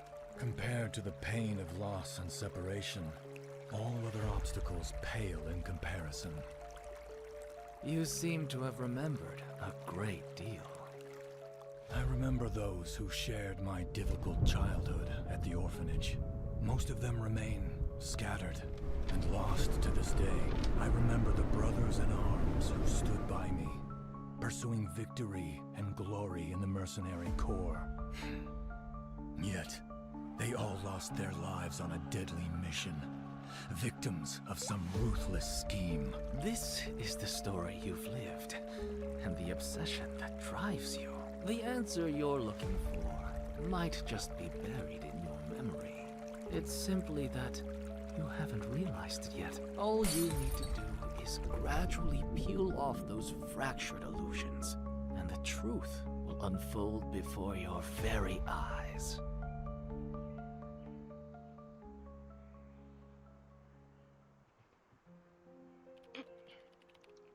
As though far-off memory slowly dissipated, my muddled mind regained its lucidity once more. I realized with sudden clarity that the pain had ceased, and I was now immersed in a profound state of peace. The chaos in my mind settled, my thoughts aligned with clarity, and numerous faint details that had escaped me were now brought into sharp focus. This unfamiliar, odd sensation aroused a wave of discomfort within me. I instinctively furrowed my brow, turning my gaze to the astrologer, who sat composed beside me. Astrologer, what in the world just happened? Congratulations, the stars have bestowed their favor upon you. The ritual is complete. Upon returning to the hall, I found all eyes upon me, almost urging the questions with curiosity. Still reeling from that bizarre vision, I found it difficult to adjust to the weight of so many prying eyes upon me. In complete contrast to the clerk's lively chatter, my quiet demeanor led many to adopt expressions of uncertainty and worry. Mr. Inference, do you feel alright? If you're feeling unwell, Elsa and I can escort you back to your room. Thank you, but I feel perfectly fine. I just need some time alone to recover. I'm glad to hear that. We were all expecting you to be excited, like Mr. Gotti was after the ritual. When you descended without a word, we feared something had gone amiss. It appears that the effects of this ritual differs from person to person. How fascinating. Now I am intrigued to see what sort of reaction the poet will experience after his ritual concludes. Is it the poet who will be next to undergo divination? I glanced at the brooding youth encircled by the crowd and clearly remembered the wish he had uttered before the Stone of Truth. I desire the blessing of the Celestial Divine that I may be cured of this wretched affliction of scales that plague my body. I have also come here to meet someone, a friend and a mentor, who is incredibly important to me. That is the reason I stand before you. Standing at the brink of this long-awaited ritual, should he not be joyful at the thought of his wish being realized? Oddly enough, his countenance seemed devoid of any extraordinary joy, even exuding a strange sense of calmness. As I gazed upon him climbing the stairs, a familiar breeze brushed my skin, and instantly a sudden recollection struck me. I blocked the young poet's path to the stair, fixing him with a penetrating stare as if attempting to peer into his very soul. But pardon me, Mr. Inference, what exactly are you doing? I looked at his hand where, partially hidden by his sleeve, a faint greenish glow marred his skin. As expected, he had gone down into the basement.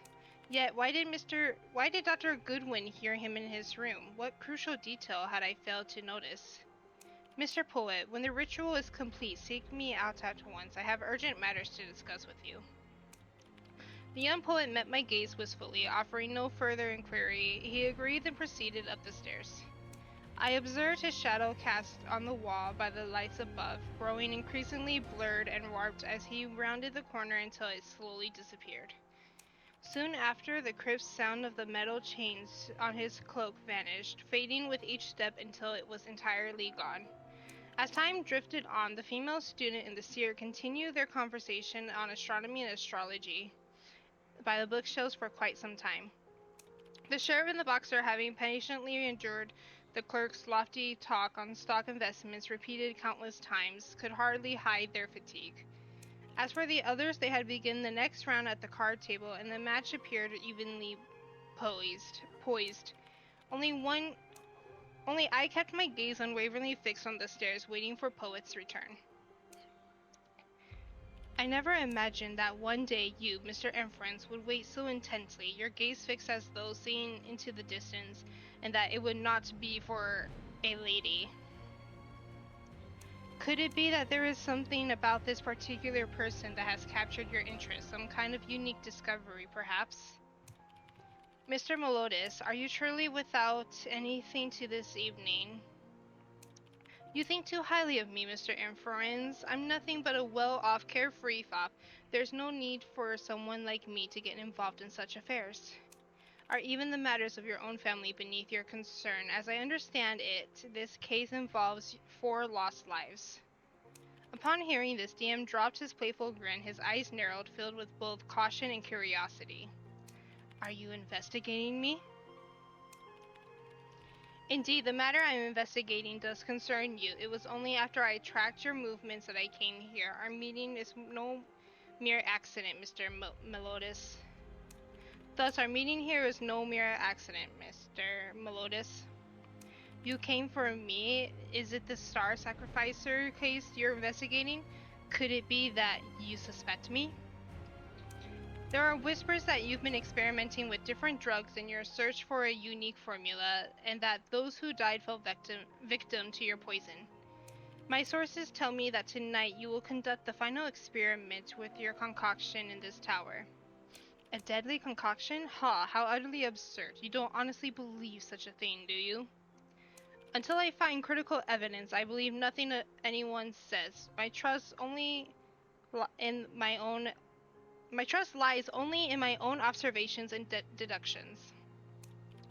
I see now, the ill-fated poet on the rooftop is the critical evidence you've uncovered. Whether he shall provide me with this critical evidence or not, I cannot say at this juncture, but it is certainly not without relevance to the matter at hand.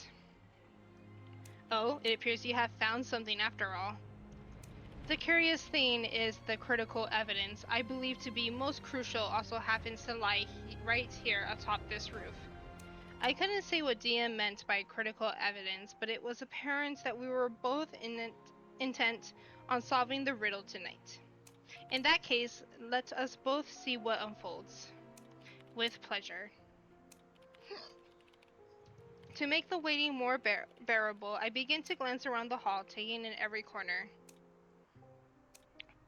I remember that the phonograph had been set against the wall, but now it looks slightly crooked. What is this? In the dim light, the needle in the corner of the cabinet seemed to bear faint glowing marks. Could it be more phosphorescent dust? Does this mean the phonograph has been moved?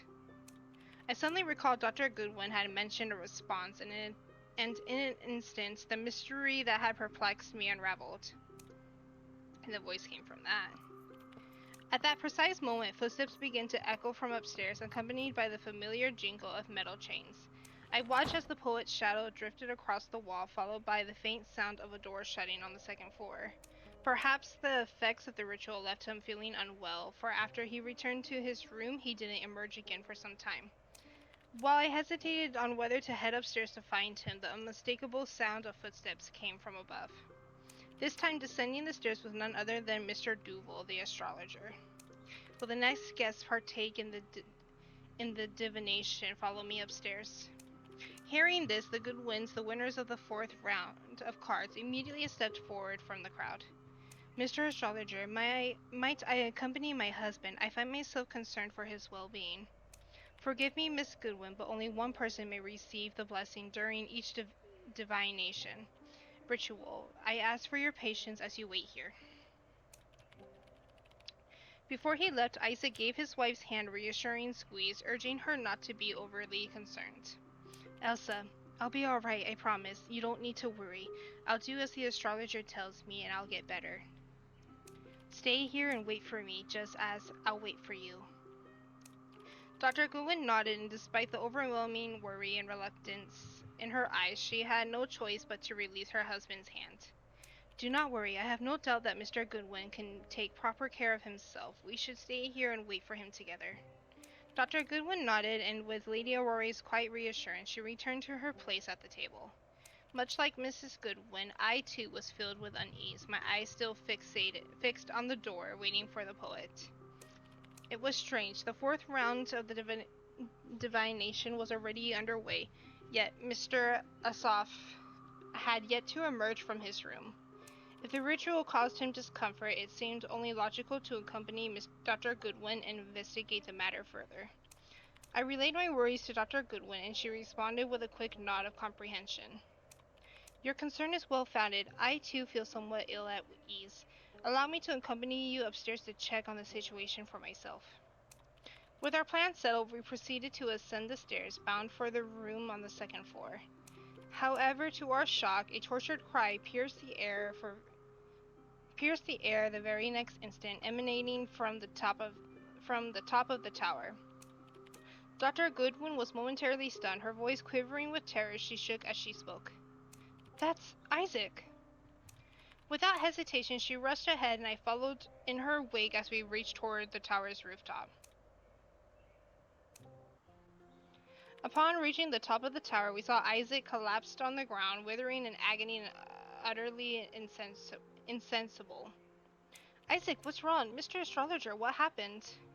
I am terribly sorry, but Isaac's mind reacted to the ritual with violent intensity. In the face of his mental resistance, I was compelled to halt the treatment immediately. Mental resistance? Exactly. Both the Celestial Divine and I were unable to reach him. A barrier stands in the way. How could this be? Isaac had always shown a willingness to cooperate with the treatment. I cannot speak to the reason for such an outcome, for this is the first time I've encountered a situation of this nature. I fear it may be the consequence of some deep-seated wound upon his memory. I heard him in his stupor, uttering the same words repeatedly, as though caught in some nightmarish recollection. I caught the faintest trace of a word, something akin to Miss T? Mistro? Yes, that was it. As Mr. Goodwin remains unconscious at present, we can discuss the matter once he awakens. In the meantime, I will escort him back to his room to rest. I suggest we not take him back to his room. Isaac's sensitivity to the scent there could worsen his condition. It would be best to return him to the first floor hall to rest. I will make sure he is well tended to.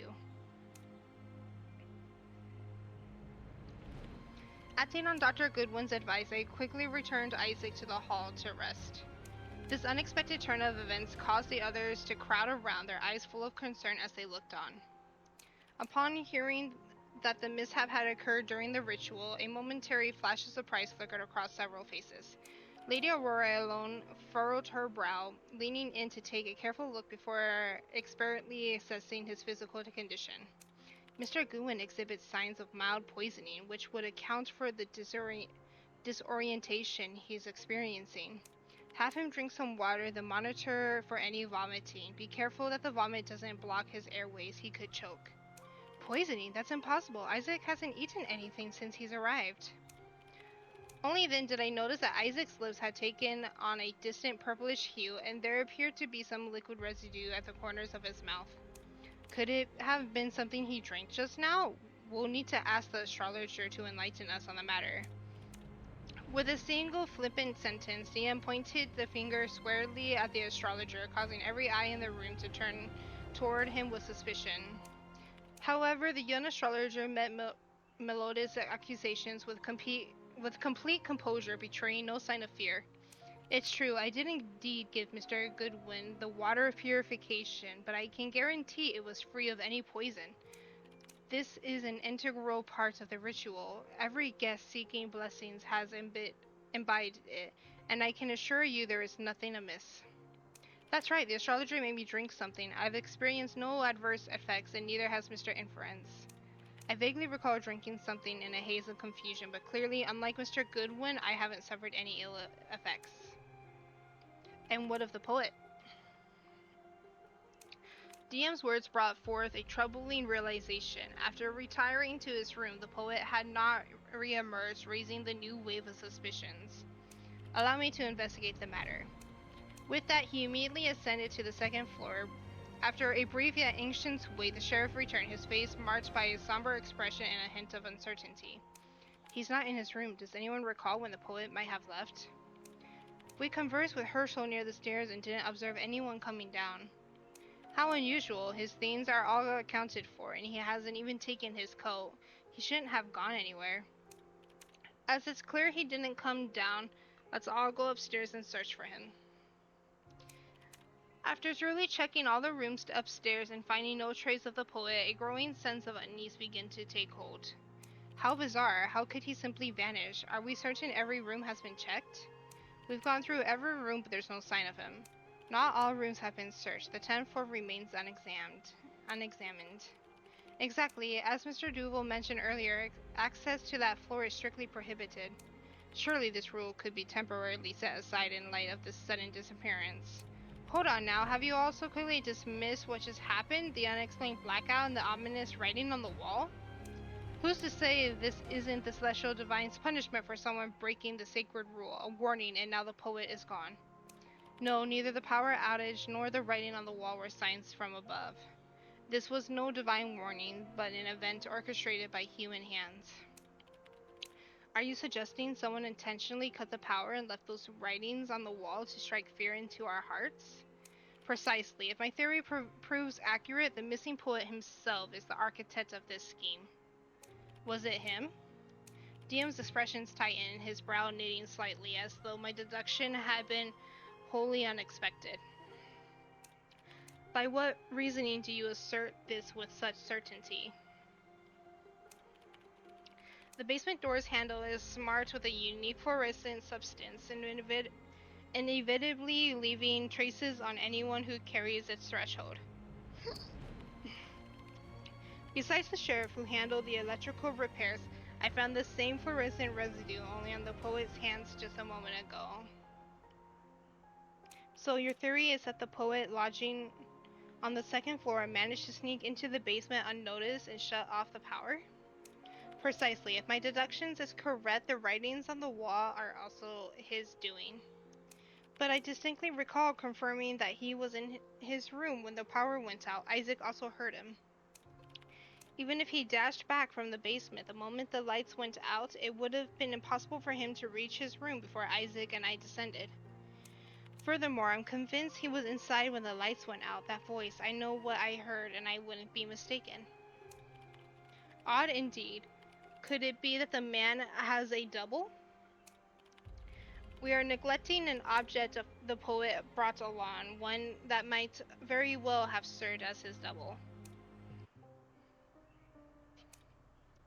I led everyone to the gramophone and ensured it was properly connected to the power supply. I placed the tone arm on the record's rim and drew down the lever behind it, the needle descending slowly, producing a faint whispering hiss as it met the grooves. Time passing, yet the gramophone produced only a steadily crackling noise. The sound everyone had been expecting remained absent. Mr. Inference, could it be that the record is a defective? What exactly are you trying to reveal to us? Steady on. Now I urge you all to wait just a while longer. Over 2 minutes passed in tense silence, the gramophone offering nothing but its ceaseless crackling, until at last a voice unmistakably and known to all filled the air. What's going on? Someone tell me what is happening out there. What on earth is going on? Could it be a power failure? I must admit, I'm a little afraid. Could someone check the basement and find out what is happening? Is this Mr. Asif's voice? Yes, it's identical to what I heard outside his door during the power outage. Then the voice I heard at the time came from this phonograph? I think the phonograph could be used in such a cunning way. No wonder he went to such lengths to bring it here with him. His face was the very picture of sincerity. I never suspected for a moment that the phonograph was anything but a gift for the astrologer. In light of all of this, I'm left wondering just how much of what he said to the astrologer was true and how much was a lie. That's right. In hindsight, his words before the stone truth were evasive, laced with ambiguity, and practically impossible to decipher. Precisely. I thought it peculiar even then. Everyone here was a stranger to him, and yet he spoke of seeking a friend. As he used it, the term friend sounds like a vague and elusive concept. Still, I wager you lot haven't been entirely honest either. At the boxer's unexpected comment, the gathered few hesitated, the mood dipping into a brief and uncomfortable hush. The astrologer rewarded the room in measured silence, his gaze as deep as the firmament, and as cold as the stars' argent glow. The truth is evident at last. Mr. Asif, masquerading as a disciple of the celestial divine, has come here under false pretenses. Taking advantage of our faith and kindness, he was willfully sown chaos this evening, seeking to disrupt the participations of others in the divination ritual. It may well be that this incident during Mr. Goodwin's ritual was, in truth, the consequence of unspoken dread taking root in his unconscious mind.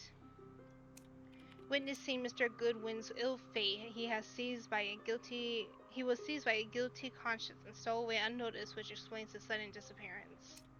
With all due respect, Mr. Astrologer, I find myself inclined to differ. At first glance, the inscriptions on the wall seems to be nothing but menace and malediction.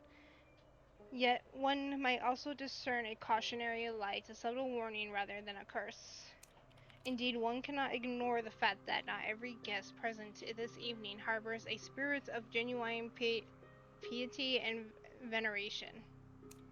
The evidence is before us. Mr. Goodwin, in the throes of the ceremony, narrowly escaped a fate most dire. What if the markings upon the wall were never meant as a threat, but as an earnest admonition we failed to heed? In addition, while inspecting the rooms, Mr. Sheriff remarked that the poet's belongings, including his coat, had not been removed. However, despite his escape, no man in his right mind would leave behind his overcoat on a night as cold and dark as this. The key point is undeniable. There is only one way in or out of this tower, through the hall. The windows in each room are securely fastened. No route remains open to him except the main doorway, yet it is beyond question that he never descended the stairs. We can draw is this. He must be hiding in the tower's 10th floor, the one place still unexplored. That floor houses but a single room sealed off for 100 years or more. Not even I have the means to open its door. If he set foot inside, he would quickly realize there was nowhere to hide. I do not believe he stayed there, and I must warn you not to venture too close. Tell me, Mr. Astrologer, are you reluctant to let us approach that room because it was once the prison of Goti himself? Quite so. The tale was passed on to me when I took ownership of this place, of the devil's cell that once served as a prison of something monstrous. They say that eerie laughter, agonized shrieks, and mournful wails would echo from behind the door when midnight fell. Come down, the prison would be rough in grim discoveries, prisoners inexplicably injured, and some raving in madness, others found dead. Not long after Gautier escaped, the prison warden met a grim fate, his body discovered within this very building. Since that fateful night, the chamber has remained locked, untouched and undisturbed, as the prison crumbled into ruin, decaying into the hollow shell it is today. The astrologer's words left the gathered company speechless, and the heavy silence fell over them, their fear of what lay on the 10th floor deepening. Be it a rumor or reality, that chamber hardly seems like a refuge. Could we extend our search beyond the tower, perhaps inside its walls? Outside? Do you mean to suggest that that probably did say outside and I said inside? Oh well. Do you mean to suggest that the poet somehow managed to execute a daring escape, like something out of a play, slipping away through the secret tunnel? What do you think, Mr. Inference? In the absence of clear solution, a thorough process of elimination is a method in itself. Having scored every corner of this tower, it would be folly to ignore the one place that has yet to be searched. If those ghastly rumors truly frighten you, then allow me to go alone.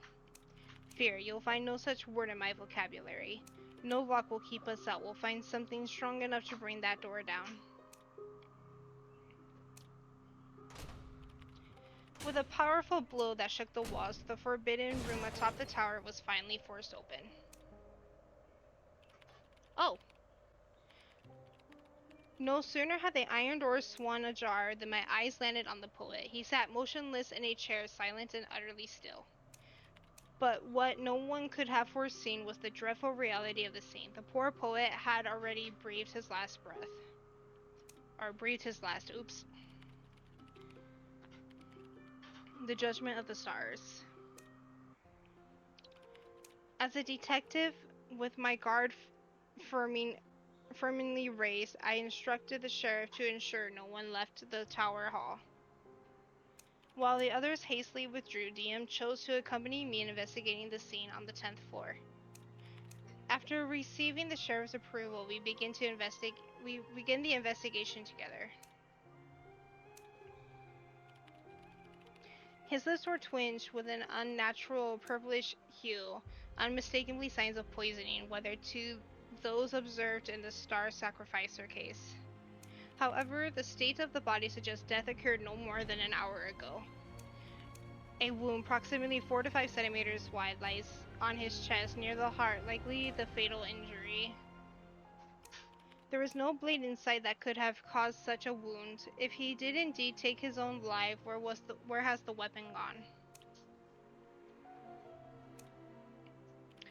There seems to be something concealed within his clothing. A blank letter, or perhaps not. There's writing obscured by blood in the upper left corner. To my dear friend, Amicia.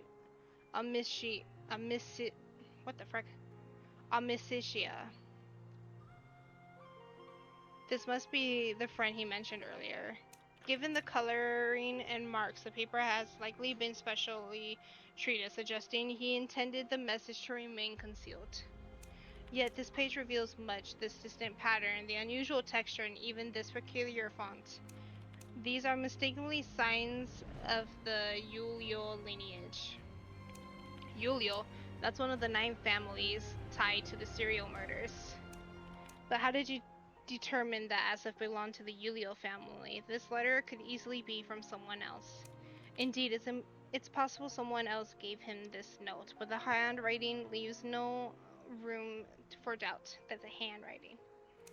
The handwritings? Not only do these families craft unique heraldic symbols, but they also enforce a uniform style of handwriting among their members.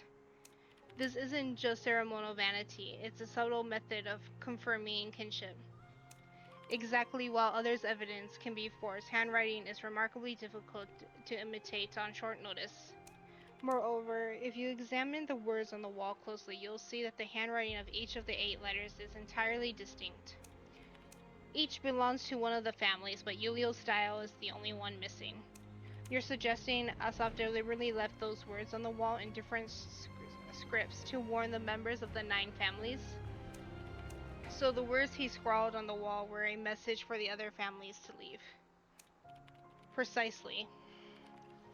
I believe he had already deduced that the murderer behind the serial killings are one of us, and so he left behind the cryptic warning.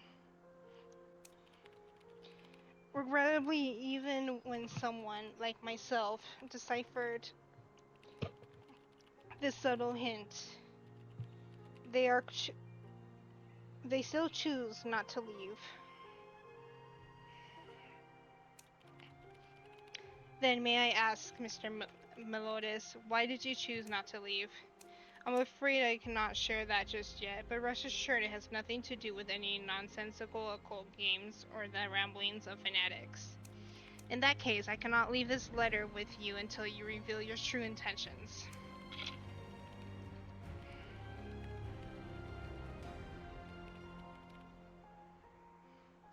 Fear not, I'm hardly concerned with the secrets of others. In the dim light, green fluorescent traces were clearly visible to the body's palm, confirming my previous theory. There were no defensive wounds on his hand. Strange. Perhaps he was attacked after losing consciousness, or there may be other explanations. I found a vial hidden in his clothing. The color appears to match the purification water from the rooftop. Once we test it, we'll know if the 2 substances are identical. The notebook on the table is filled with intricate chemical formulas. These notes are highly specialized. Perhaps Dr. Goodwin can assist us in reviewing them shortly. Several vials are arranged on the table, and 3 appear to be empty. The label appears to read Hydra. Could that be the name of this concoction? Oh, Hydra. There seems to be some glowing green powder on the lock, likely left behind by the Lady of Dawn when she secretly investigated this place. After completing our investigation, DM and I made our way downstairs. According to the astrologer's examination, the vial found on the poet indeed contained purification water. This confirmed my theory he had stolen it during the blackout. However, since the water itself is non-toxic, the cause of both his and Isaac's poisoning remains a mystery. Dr. Goodwin, how is Mr. Goodwin faring now? He's regained consciousness and his condition is stable. He seems in much better spirits. However, he was unwilling to return to his room and show discomfort in crowded places, so I suggested he take some fresh air on the rooftop. I'd like to see him there and perhaps ask him about his experience earlier. Very well, I can accompany you.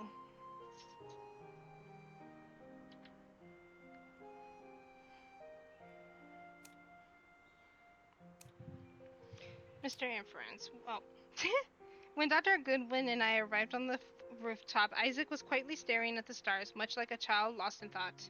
Despite his unchanged expression, Isaac now seemed subtly different from before. Elsa, you're here. Mr. Inference has some questions for you. Will you be able to assist him? I'm feeling much better now. Would you mind telling us what happened after you came to the rooftop? After I arrived, the astrologer began speaking to me, but his words were hard to follow. It was all a bit too complicated. I didn't enjoy it. I don't know if I accidentally skipped something. Hopefully I didn't. I began to feel restless. There was a scent in the air that I didn't like. What sort of smell? Can you describe it for me? I can't quite put it into words. It was a little like the smell in the rooms, but not exactly the same. Would you call it a fragrance? Yes, it was a fragrance, but with a sour, most fishy tinge to it. It was rather odd. Then I suddenly, because I can't just poke it with one finger. A sound? Yes, a steady tapping sound, very faint, but I began to feel so awful that I couldn't hear it clearly after a while. I tried to turn to the astrologer for help, but somehow he seemed to fade away right before my eyes. I was in so much pain, I screamed. I thought I was about to collapse, but then you and Elsa appeared. If Isaac's account is accurate, his experience during the Enlightenment ritual mirrors my own almost perfectly. In fact, even the unease he described during the process closely resembled mine, though I did not experience any auditory hallucinations. While my pain was fleeting and hardly worth mentioning, Isaac's agony was so intense it nearly claimed his life. Might the discomfort I experienced back have been in early symptoms of poisoning? My eyes drifted toward the divination table nearby, with the extinguished candlestick caught my attention. Where the extinguished candlestick caught my attention.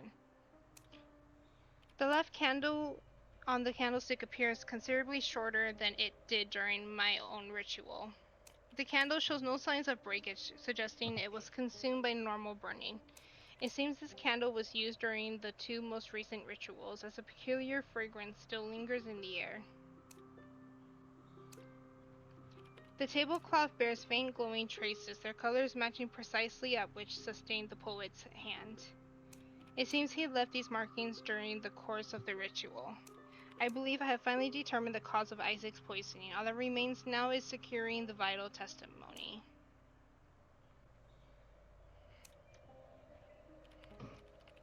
I made my way back to the hall, scanning the crowd and chattering guests until I spotted the clerk. Mr. Clerk, I must ask you a few questions concerning a matter of great importance. Ask away. If it's about stock or investments, you came to the right man. It's about the Enlightenment ritual. After a brief moment of recollection, I quickly organized my thoughts, preparing the key questions. During the ritual, did you detect any unusual odors or hear any peculiar sounds? I did notice a smell, something strange, somewhat fragrant, but as for sounds, I don't recall hearing anything. Did you feel unwell at any point during the ritual? Were there any symptoms? I do recall feeling a bit dizzy and mildly nauseous, but it passed quickly enough.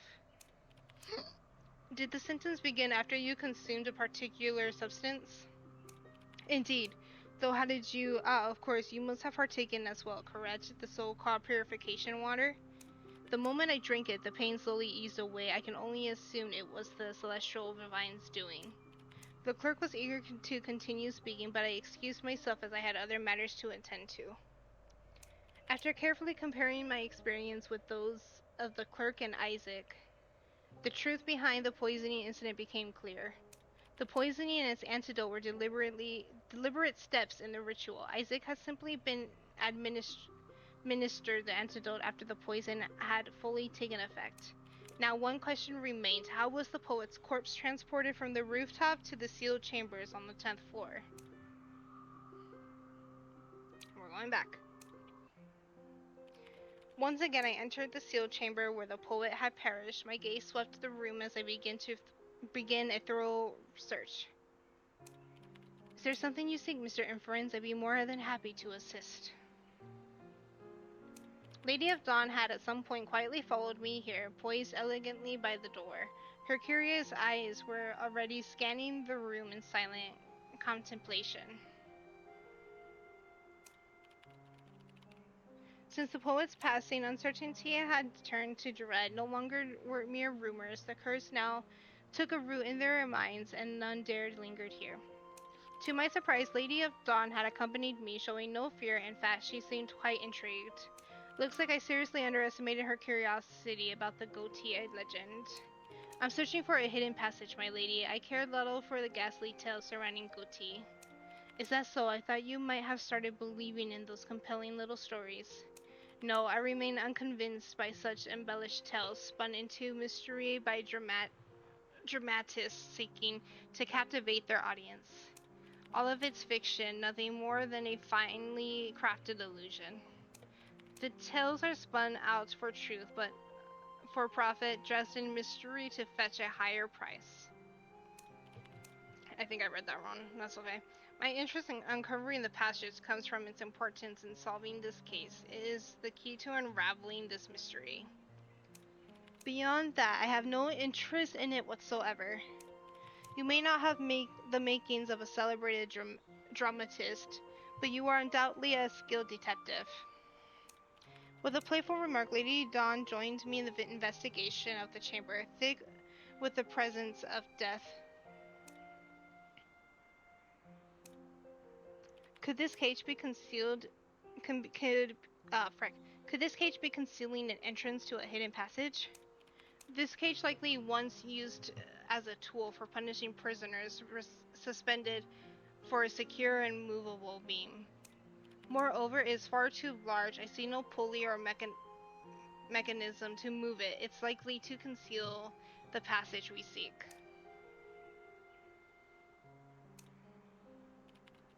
This wooden board attached to the rope looks rather suspicious. If memory serves, in the Knights of the Black Storm, Goatee's secret passage was hidden beneath a board just like this. A subtle trace of wear along the edge of the board caught my eye. Without hesitation, I grasped the rope and gave it a firm tug. A narrow passage just wide enough for an adult to pass through revealed itself before us. Drama indeed imitates life. We have finally uncovered a crucial piece of the puzzle. Now the stage is yours, Mr. Inference. Aurora held her golden mask to her chest like an actress gracefully taking her final bow.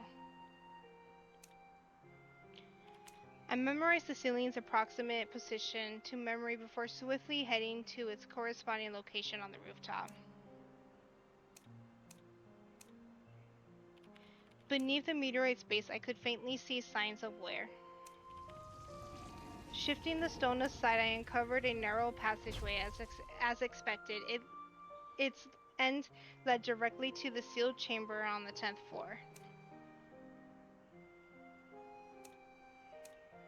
Oh, Within the passage upon the worn steps rested a bloodied dagger, its shape unmistakably matching the blade that ended the poet's life. At last, the final piece of this intricate puzzle falls into place. Now I must return and reveal the truth of this night.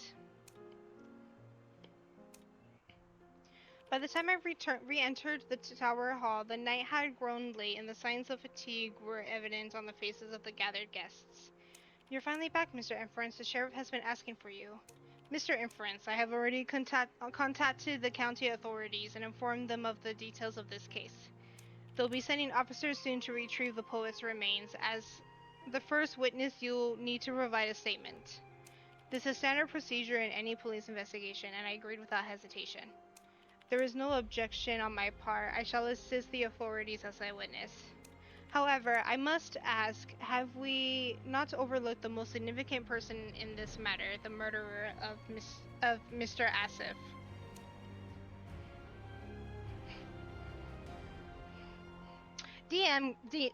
Why would they even put DM as one of the things? Like, honestly, out of these 5 people, it's either Lady of the Dawn or Astrologer, and I feel like it's going to be Astrologer because it's always one of the S tiers during these kind of stories, and it cannot be Goodwin.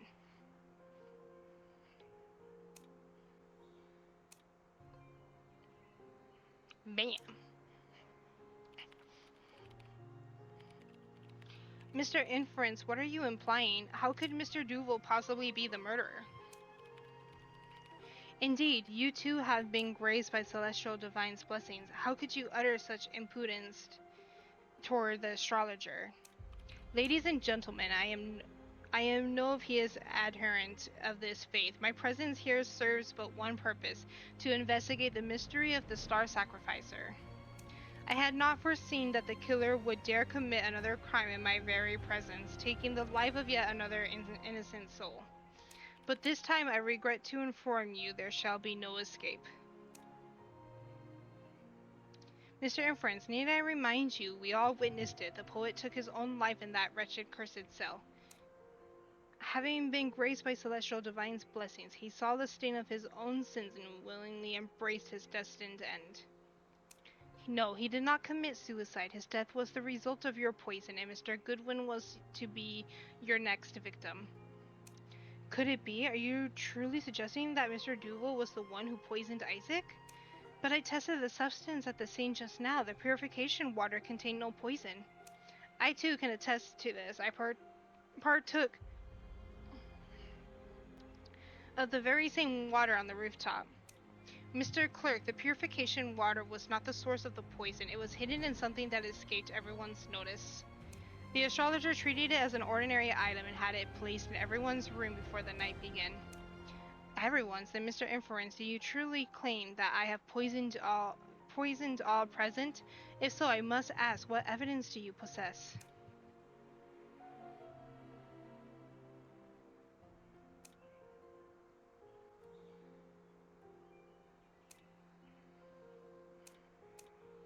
The truth flickers before us. Those candlesticks are proof. The very air turned to poison under the soft glow of the candles you place in each room, their flames quietly sealing our fate.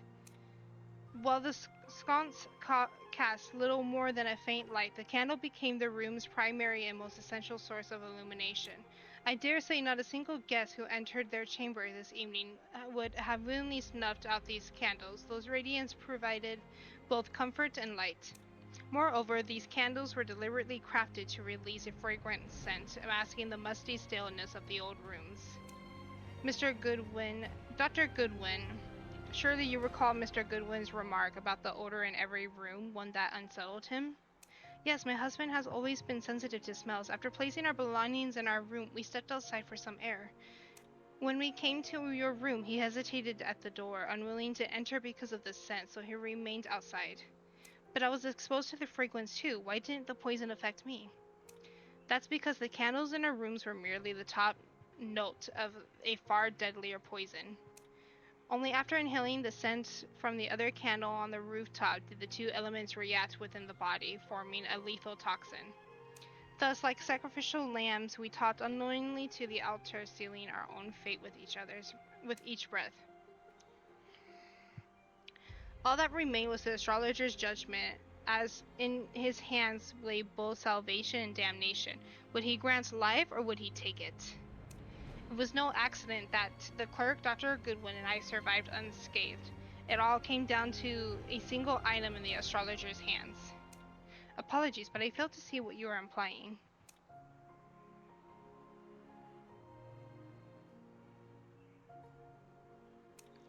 The purification water is the antidote. Everyone who drank it tonight escaped unharmed. The poet did not partake, and that is why the signs of poisoning are so apparent on his body. Fascinating, and what could possibly compel me to convey the lives of those I do not even know? Countless souls have sought enlightenment from the celestial divine, yet there will always be those whose weak minds lead them to ruin. The sun waxes, the moon wanes, and the heavens move as they always have. Life and death are but whispers of fate, and none of you are more fleeting echoes caught in its tide. Why would I concern myself with the fate of those who have not place in my world? Your lives and your deaths, they are meaningless to me. Perhaps the living are meaningless to you, but those who perish, they were chosen, were they not? No, your victims were not at random. They were carefully selected, each one belonging to a specific family. The poet happened to be a member of one such family. That's why he was the first you chose to eliminate tonight. Your theory is simply absurd. If my true intent was to kill members of these families, why would they willingly come here to partake in the Enlightenment ritual, essentially welcoming their own deaths? And tell me, aside from men of notoriety, like Mr. Melodis, how would I know who belongs to these families? If I didn't even know who they were, how could I possibly have a motive to kill them?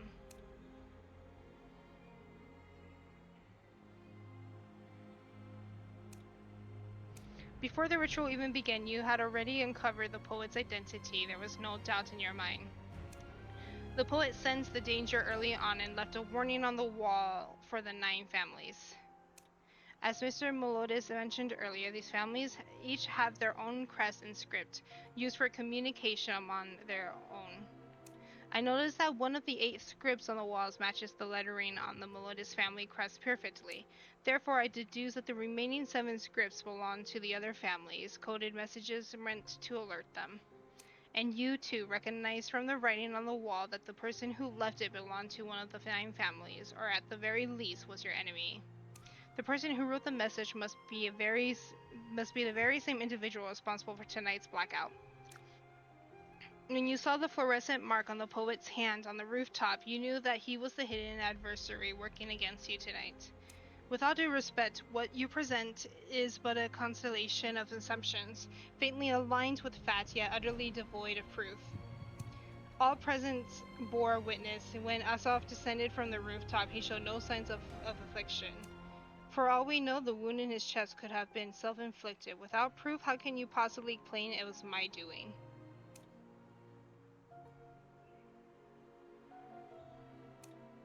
No, Asaf never had the chance to descend from the rooftop. By that time, the poison had already begun to take effect, and you had already placed him in the hidden chamber. Therefore, the Asaf we saw descending the stairs was not truly him, it was you in disguise.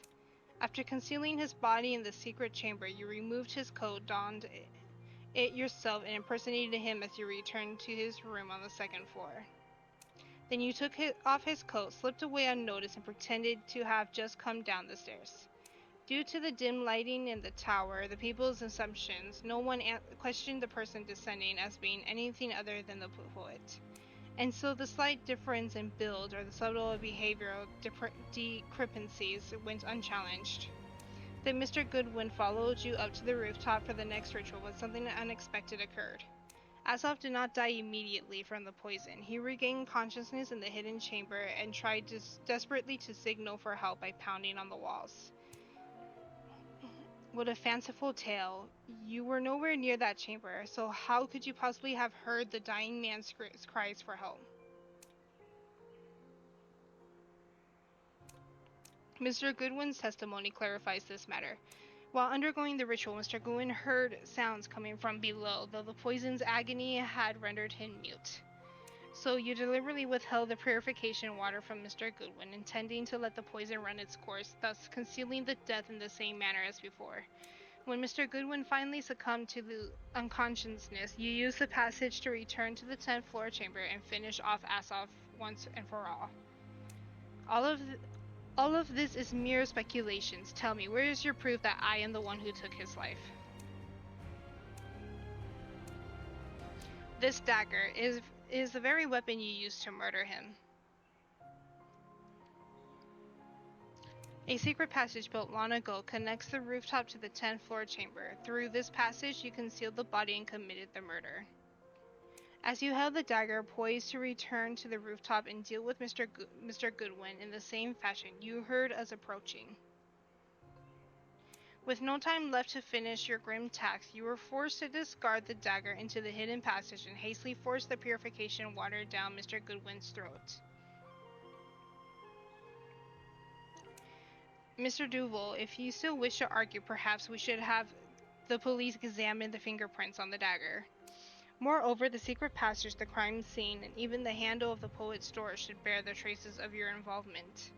Do you need more evidence, Mr. Duval, or is this enough to unravel your lies? No, there is no point in continuing. The truth has already been revealed. Yes, his blood is on my hands, as are the others. The entire Star Sacrificer affair was my design from the very start. My God, is it true? And to think I trusted you. You're a murderer. This can't be. How could you do such a thing? You're clearly... Miss Herschel, I know I have disappointed you. I am no longer the man you once admired, nor am I worthy of leading anyone. Whatever image you once held of Auburn Duval, he is now gone.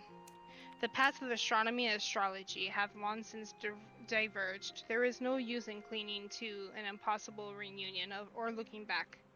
Mr. Duval, forgive me, I can only hope that one day you will finish what I could not. Miss Herschel wept as she turned away, the others following, their faces heavy with disappointment as the truth settled in. It seemed that, at least, he no longer needed to uphold the facade of perfection. His face was one of wistful relief. Mr. Duval, have you lost all those who once truly respected you?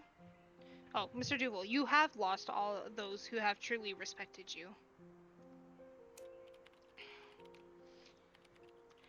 Once, I might have sought such admiration. Now it holds no value to me. The only thing that can now fill the void in my soul is the satisfaction of vengeance. The young astrologer raised his head with a cold, distant gaze as though peering beyond the tower walls into an infinite stars. Once a prodigy revered by all, he now bore only the frigid emptiness of a murderer in his eyes. Mr. Inference, I have glimpsed fragments of your past in your moments of confusion. There was a time when you and I were no different. We were bold, untamed, driven by ambition, our hearts set on a future brimming with limitless dreams. But fate shattered the one thing we held dear, and from that day forth, the world was never the same. You have yet to find your answer, and so you continue down your path in search of truth. On the other hand, I have found mine. I cannot allow those who stole everything from me to draw another breath in this world. No one has ever heard these words of pain and despair from me before, Mr. Inference. No one except my closest friend. If you are to be my confessor, then I shall share the past I buried long ago.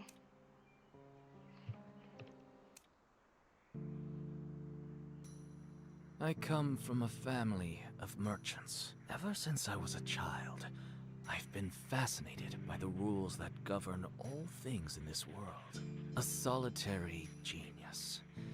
A term they use to express their high expectations for me, but also a justification for their dependence and distance. Only one person, whose name was never revealed, communicated with me through an endless stream of white letters, becoming my most trusted and intimate soulmate. Later, my parents passed away.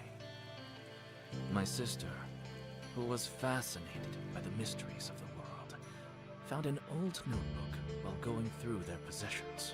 Its pages revealed forgotten tales of our family's past. It also detailed a method for creating elixirs using a mysterious herb. Her innocent nature led her to search high and low for that mysterious plant. Unbeknownst to her, she had stumbled upon a forbidden family secret, hidden for centuries. Ultimately, she found the plant, but at the cost of her own life. From that day forward, I made a decision to leave everything behind, vowing that the bloodied hands of the guilty would meet their due punishment.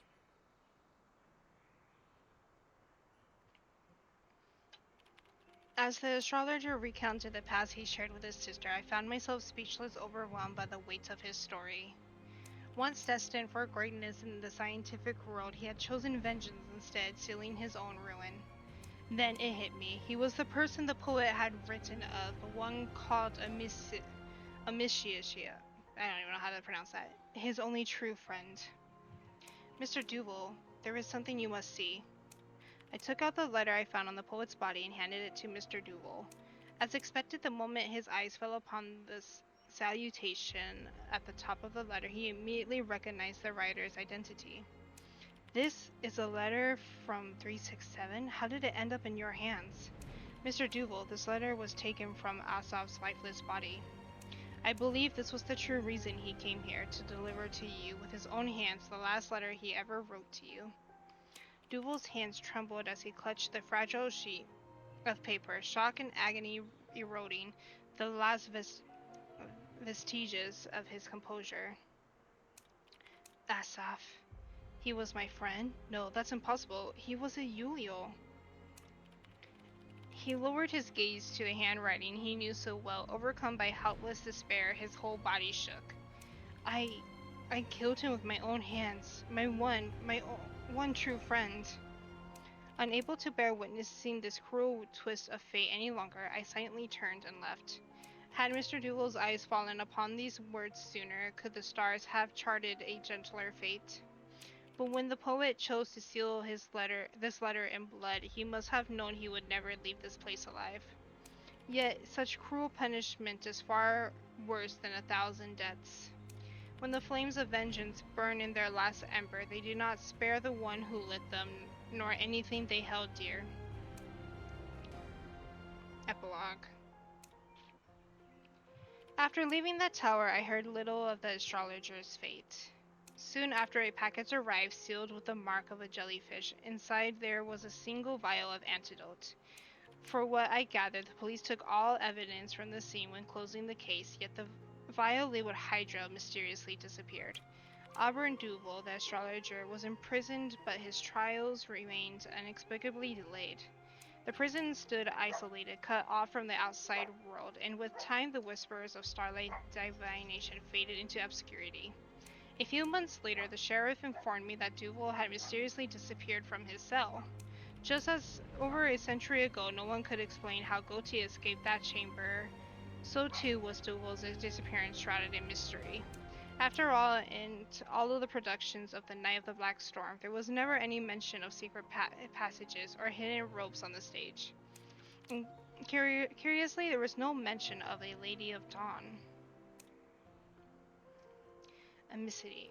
My beloved friend, forgive me for finding the courage to write this letter 3 years too late. 3 years ago, Enid's tragedy irrevocably altered the course of your life. It cast me into profound uncertainty, struggle, and suffering. When you told me that Enid's death was the result of a scheme devised by several powerful families skilled in poisons, I was struck dumb with shock and unable to find peace. It left me unable to face the precious friendship you had extended to me, for I am a member of one of the families you despise most, the Yulio family.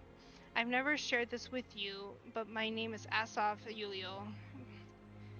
After my parents passed away, I was raised by the Yulio family. Because of the mutations of my skills, I've always faced ridicule and scorn, cautiously shielding my fragile pride and self-worth.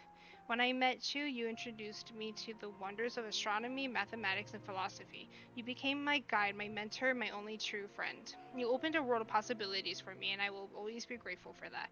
But when you faced the greatest hardships in your life and needed help the most, I failed to stand by you. I am sorry. I feared revealing the truth. I feared that you would no longer see me as your friend if you knew my true identity. But when you told me of your thirst for vengeance against those families, I finally understood. Vengeance was consuming you, and I did not want to see you lost in it.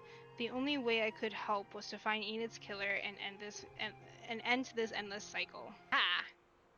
After 3 years of secret investigation, I discovered something crucial in a place called Mistral.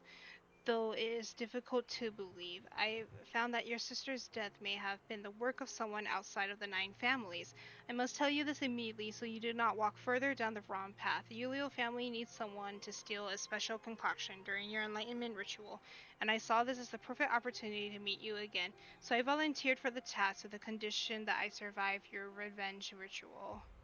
If I do not survive, I will not regret my choice. After all, this overdue apology is something I wish to give you in person. Your friend forever, 367. Interesting. Well, that was Enlightenment Ritual, or Enlightenment Under the Stars.